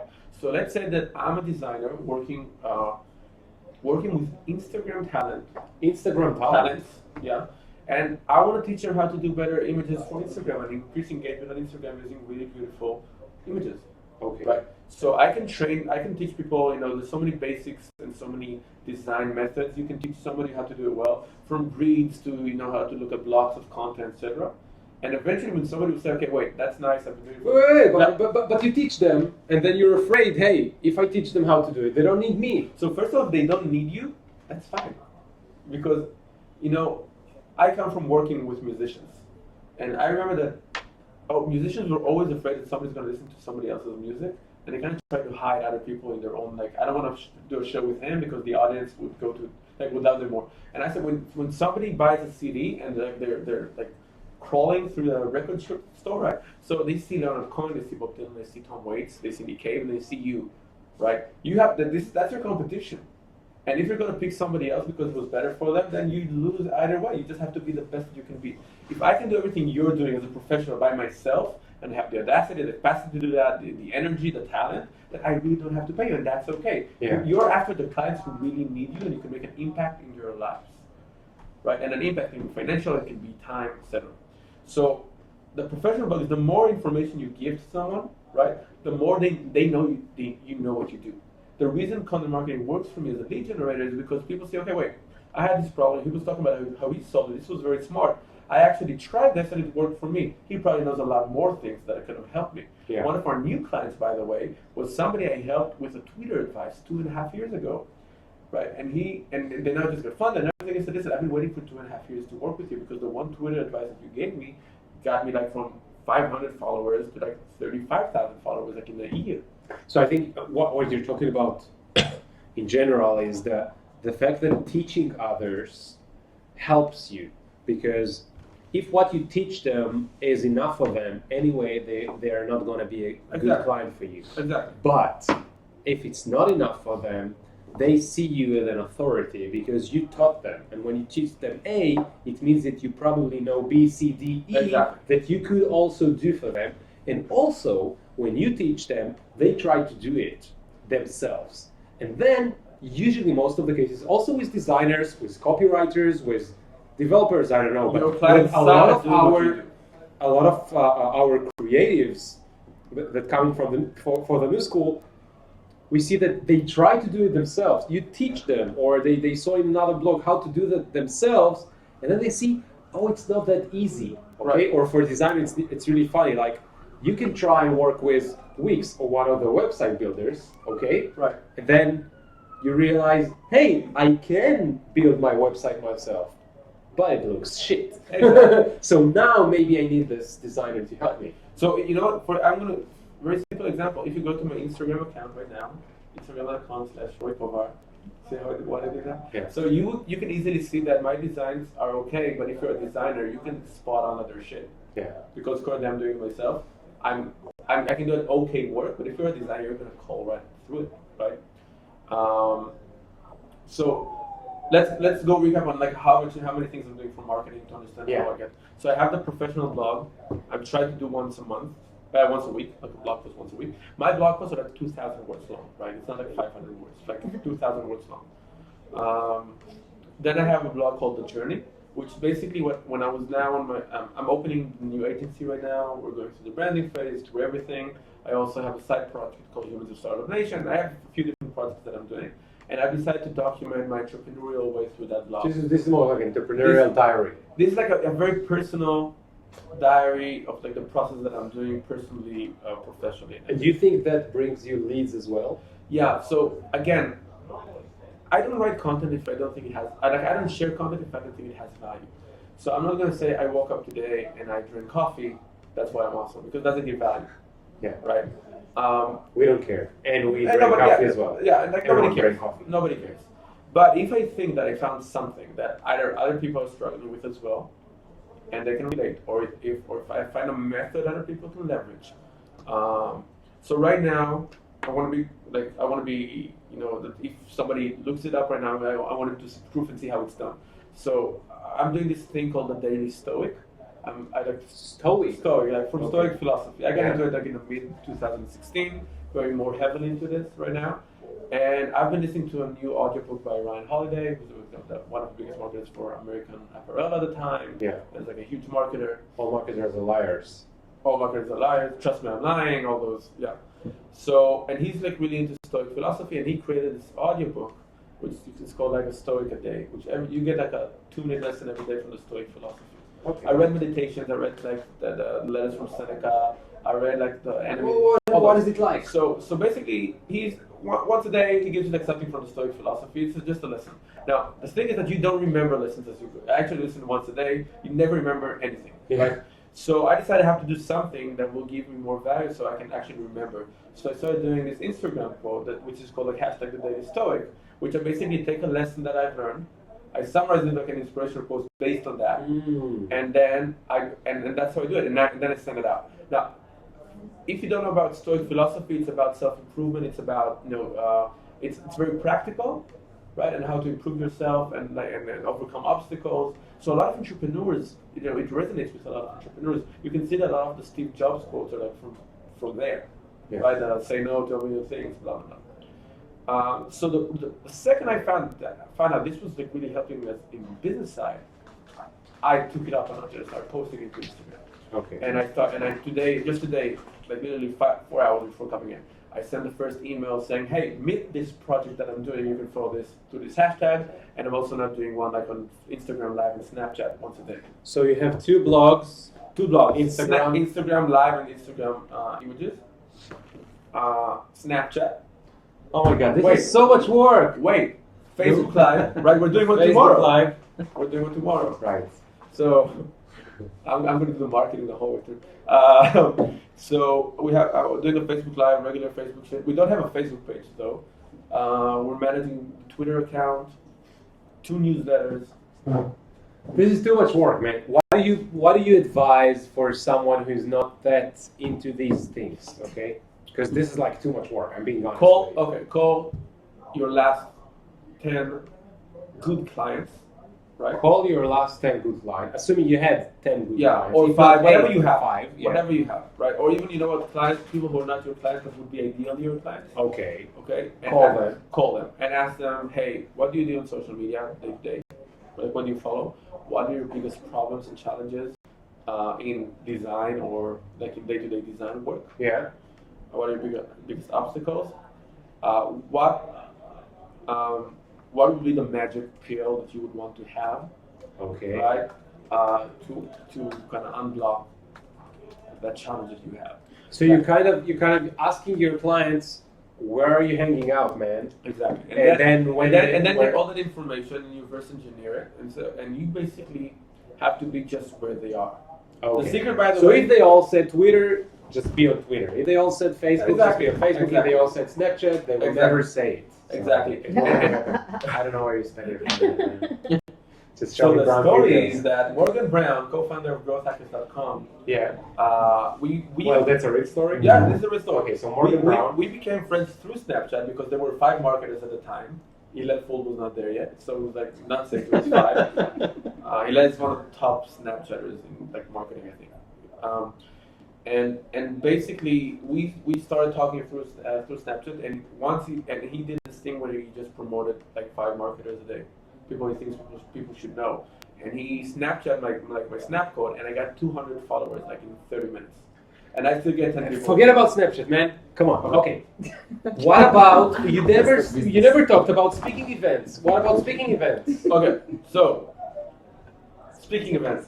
So for me, speaking events was one of the biggest growth hacks into becoming a thought leader in Israel, because basically, when I started doing freelance, I started meeting new people, and it's like, oh my god, it's like 1 hour, one person. It's like, it takes a shit lot of time. And I To do networking. To do networking, especially at the beginning where nobody knows you, or some people but you. So I said, how can I make this more effective? And I said, if I could just cram them all together and pitch them once. And then I was trying to solve that problem, and then a friend from Carmel Ventures asked me to come in and do a talk about landing pages and how to optimize landing pages for How trust. to optimize landing pages. For trust. To For increase trust. Yeah. How to optimize landing pages to increase trust. Yeah. You guys are just talking about these things for an hour. No. She asked me to come and do a talk about this. Talk for an hour. Yeah. Okay. It's like they had a UX forum, so I came in, I did a talk, and I got like 10 people saying, we have to meet for coffee, and I have work for you. And I said, wait, this is what I needed. And Okay. and then what I did is that I went to meetup.com, marketing Israel. I scraped the like 80 meetups that were there at the time, sent emails to each one of the organizers saying, hey, there's this thing on the Carmel Ventures about landing pages with trust. If you want, I'll be happy to come speak to your house. Okay, so I want to explain to you what Roy is saying, but he's not saying. He's saying, fake it till you make it. Okay? No, I was already. What he's saying is. No. Wait, let me get it. Let me get it out. What he's saying is, I wanted to have a speaking event.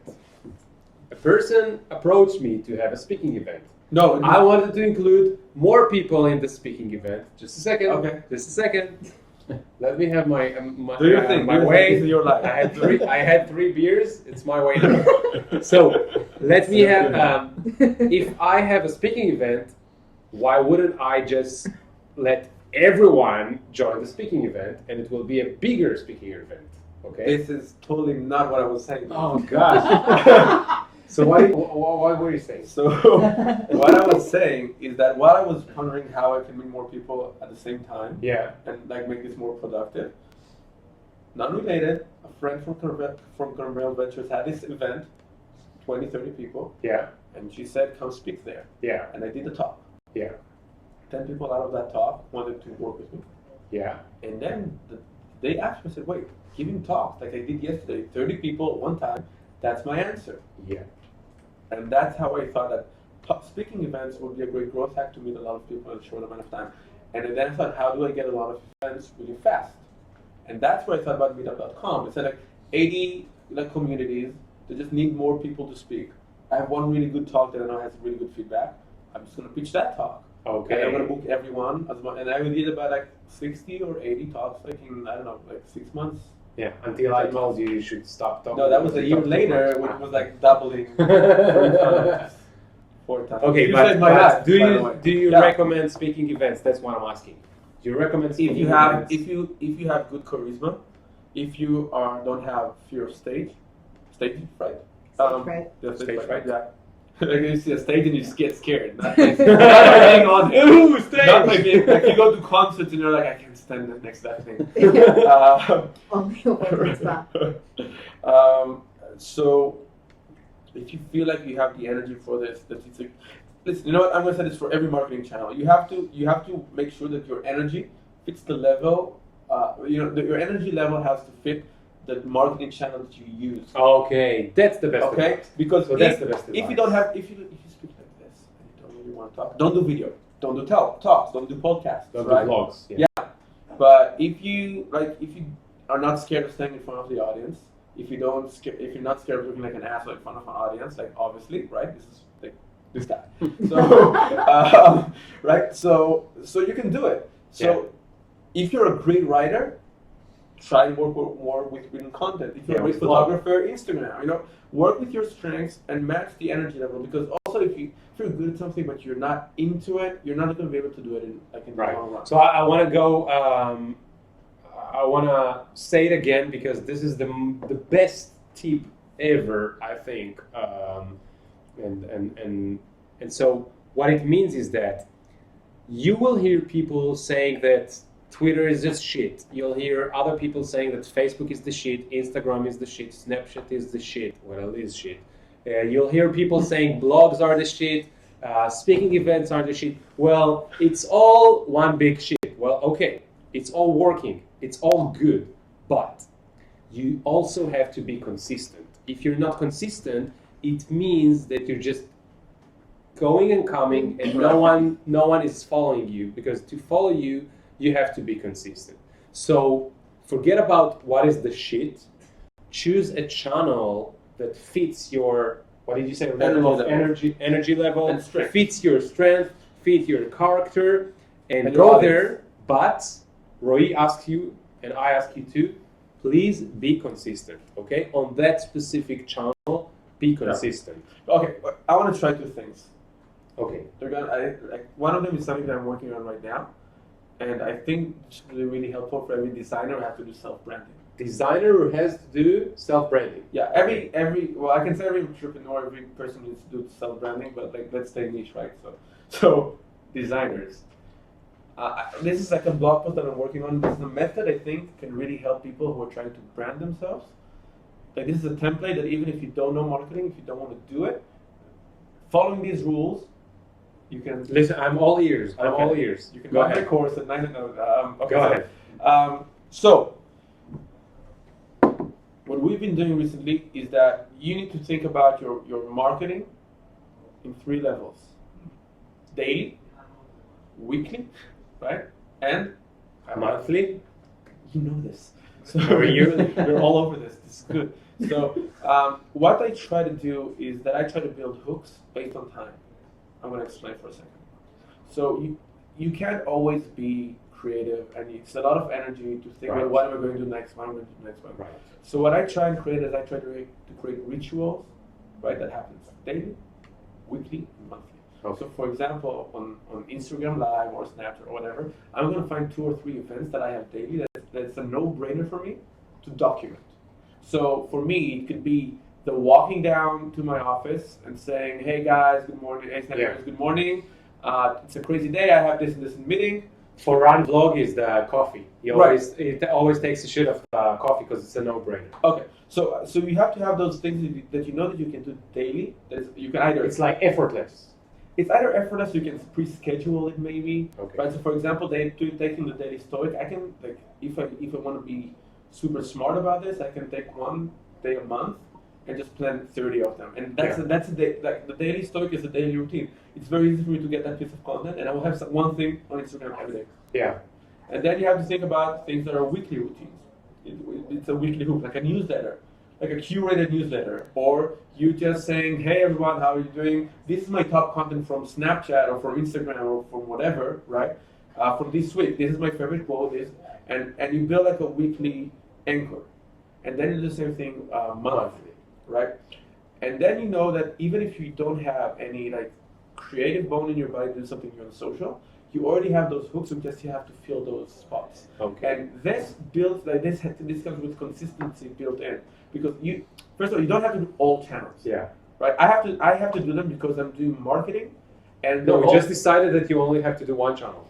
So you have to be focused on what's working for you, what brings you money, where your clients are at. Don't do Snapchat just to do Snapchat. Don't do Instagram just because there's Instagram around. Those are time wasters.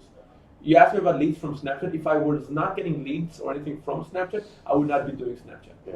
But if it doesn't bring you any, Let's just not speak about Snapchat anymore. Can we not say Snapchat? Can we say yeah. Can we never So say let's- it anymore? So let's talk about this. It's like they're gonna die in 2017. Let's talk about this product that everybody loves. I'm betting that So by let's talk 2018 there is no Snapchat. So let's talk about this entire different creative product, innovative product that everybody loves, which is Instagram. Prospero! Stories. This is just too brilliant to be true, dude. This is too brilliant to be true. Okay, so Anchors, I loved it. Okay. Can we have one last question from the audience? Sure. Okay, Shayna, Still, wait, but do we have any? This is how you get me to do things. Yeah. So, We have kind of a heavy one. Okay, heavy one. We're ready. Really? How do you stay motivated and inspired? Wow, this is a really good one. so I want to show you. How do you say? I want to show How do you. you stay? How do you stay motivated and inspired? Wow. So first, No, but give them the honest answer. Cocaine. He just unfiltered. okay. So Okay, 18 plus rated. okay, YouTube. I have the answer. There's a 14-year-old in here. Just watch out. Okay. I pray. No. So two things. One, you don't always stay motivated and happy. And I'm actually, you can ask my family and friends, I'm like one of the most, like, I'm depressed half the time, right? It's right. But because I have, by the way, because I have anchors, I have to get the energy level on, right? So I can still do them. But I'm depressed quite a lot of the time because, I don't know. Life. Yeah, no, It's life, fine. chemical imbalance, I don't know. Career. Whatever it is. And also because you have good days and bad days, because you sometimes lose the client, sometimes you had a really good day, sometimes you fucked up, sometimes you had a bad. You're a living person. I have days that I'm not motivated, but I have a few things that I do to get myself to do things. No. No, there's a few tricks that I learned. One of them is that if I feel like I want to dwell on something, lost a client, had a sucky day, whatever, I take a specific, I say, okay, for the next 20 minutes, I can be mopey and sad and like watch whatever show on TV and like, I don't know, just like let myself be depressed. If I said, but when the clock rings, right, when the clock strikes 20 minutes, that's it. That was your time to be like lazy. So you have like a limit time to cry Exactly. on. So I give myself the time to dwell, and I know in 20 minutes you have to change your atmosphere. So you don't get into the loop of Exactly. never-ending. Exactly. But the things that I do that always like, pumps my energy back. I'm a weird guy, remember. So one of them is doing jumping jacks, like the thing, you know. Jumping jacks. Yeah. Which is bit, you know what? Yeah, you know what it is. No, I don't think any of us know. So can you demonstrate? Of course I can demonstrate, dude. Oh my God. Oh my god. That'd be fun. I can't believe I'm the guy doing jumping jacks and that was not Let's the do one it. that just got Let's here. see who are our true fans. No, but you have to come do it with me. Okay. Okay. What do I do? You basically, we don't have space. Okay, you just jump. Yes. This is it. This is jumping jacks? Exactly. So do that for 1 minute. Why? It helped me already. You're being drunk. So this what happens is that being sad is a chemical state most of the time. Being like it's a chemical state. So by doing the jumping jacks, what you do is that you pump adrenaline into your body, you pump in some dopamine, and you get cheered. Like if you do jumping jacks for 1 minute, you can. It's like going on a trampoline. You cannot be sad after doing this for 1 minute. Wow, this is like the best, Right. the best tip I've got ever. The second thing is that I do. I don't need a second thing, man. And please don't tell me go on Snapchat. I go on Snap. I use the doggy filter on Snapchat. No. So the second thing that I do, the one with Sounds dirty. Well, it's the only one. I should try Snapchat. You should go on Snapchat. Okay. So the second thing that I do, and I learned this by following Tony Robbins and Wim Hof. If you don't know these guys, check it out. So this is like cold showers. I will Cold showers. freezing showers, like turning like all the way to the right. We're talking about when you accidentally open a cold shower and everyone goes, woo! So you do that, and I did it for like 30 seconds.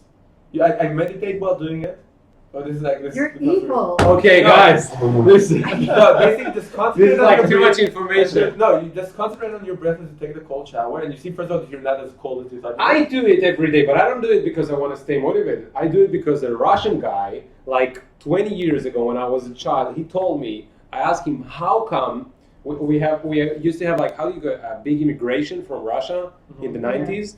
And he was my friend, and he was never ever sick. And I told him, how come you're never ever sick? And he told me, every day, 1 minute of your shower, just do it in cold, freezing shower. And since then, I try to do it. So I do it every day. Doesn't matter if I'm depressed or not. But if I get to the mid of the day or something and I feel like my energy is down, I will do it again for 30 seconds. Okay, guys, this is amazing. Amazing shit going on here. Jumping jacks. Freezing cold showers. And Ron, you missed a lot when And you look- were in the toilet. You missed a lot. And You if missed this a lot. doesn't get you into working mode and you're struggling, look at your bank account. Like you would work 24 hours. Really. No, To get motivated or Well- to get depressed? well, to get freaked out. Okay. Okay. Survival mode is better than sleeping mode, right? So, Shayna, So, how many viewers do we still have? 3. 58. 58! Oh my Wow, God. this is I costed freaking you. I amazing. costed you. Like, No, you did. You made 58 people stay in Like, like, it's like 71 I was doing a 3 hours and That's- 45 Someone minutes. said thank you. Someone says, We have a great thanks a lot, guys. We have this should be a new school blog post. We have a wow, really great tips from the same person who said it should be a blog post. Ilan Golan said the problem is that in Israel there's no real cold water. I beg to differ because in the Negev, if you don't turn your dude on for 4 hours in the winter, there's no hot water. Wait, I want to answer Ilan because this is going to be very short, and I've done this one, so it's crazy but real. Buy Mr. Ice Packs, right, and just really put them on you when you take You're a a cold shower. psychopath. yeah. We should stop this. We should stop this. Okay, And guys. Simon's on to you. Simon is on. Simon is on to you. He Okay. said the drinking is funny. Oh, okay. You know hey what happens Simon, when we one- like you. Well, we're not from your northern land, so we don't know to drink like you guys do. 3 beers are enough for us at that time of the day. So listen, guys. You know what I want happens when everyone to come here, please, guys.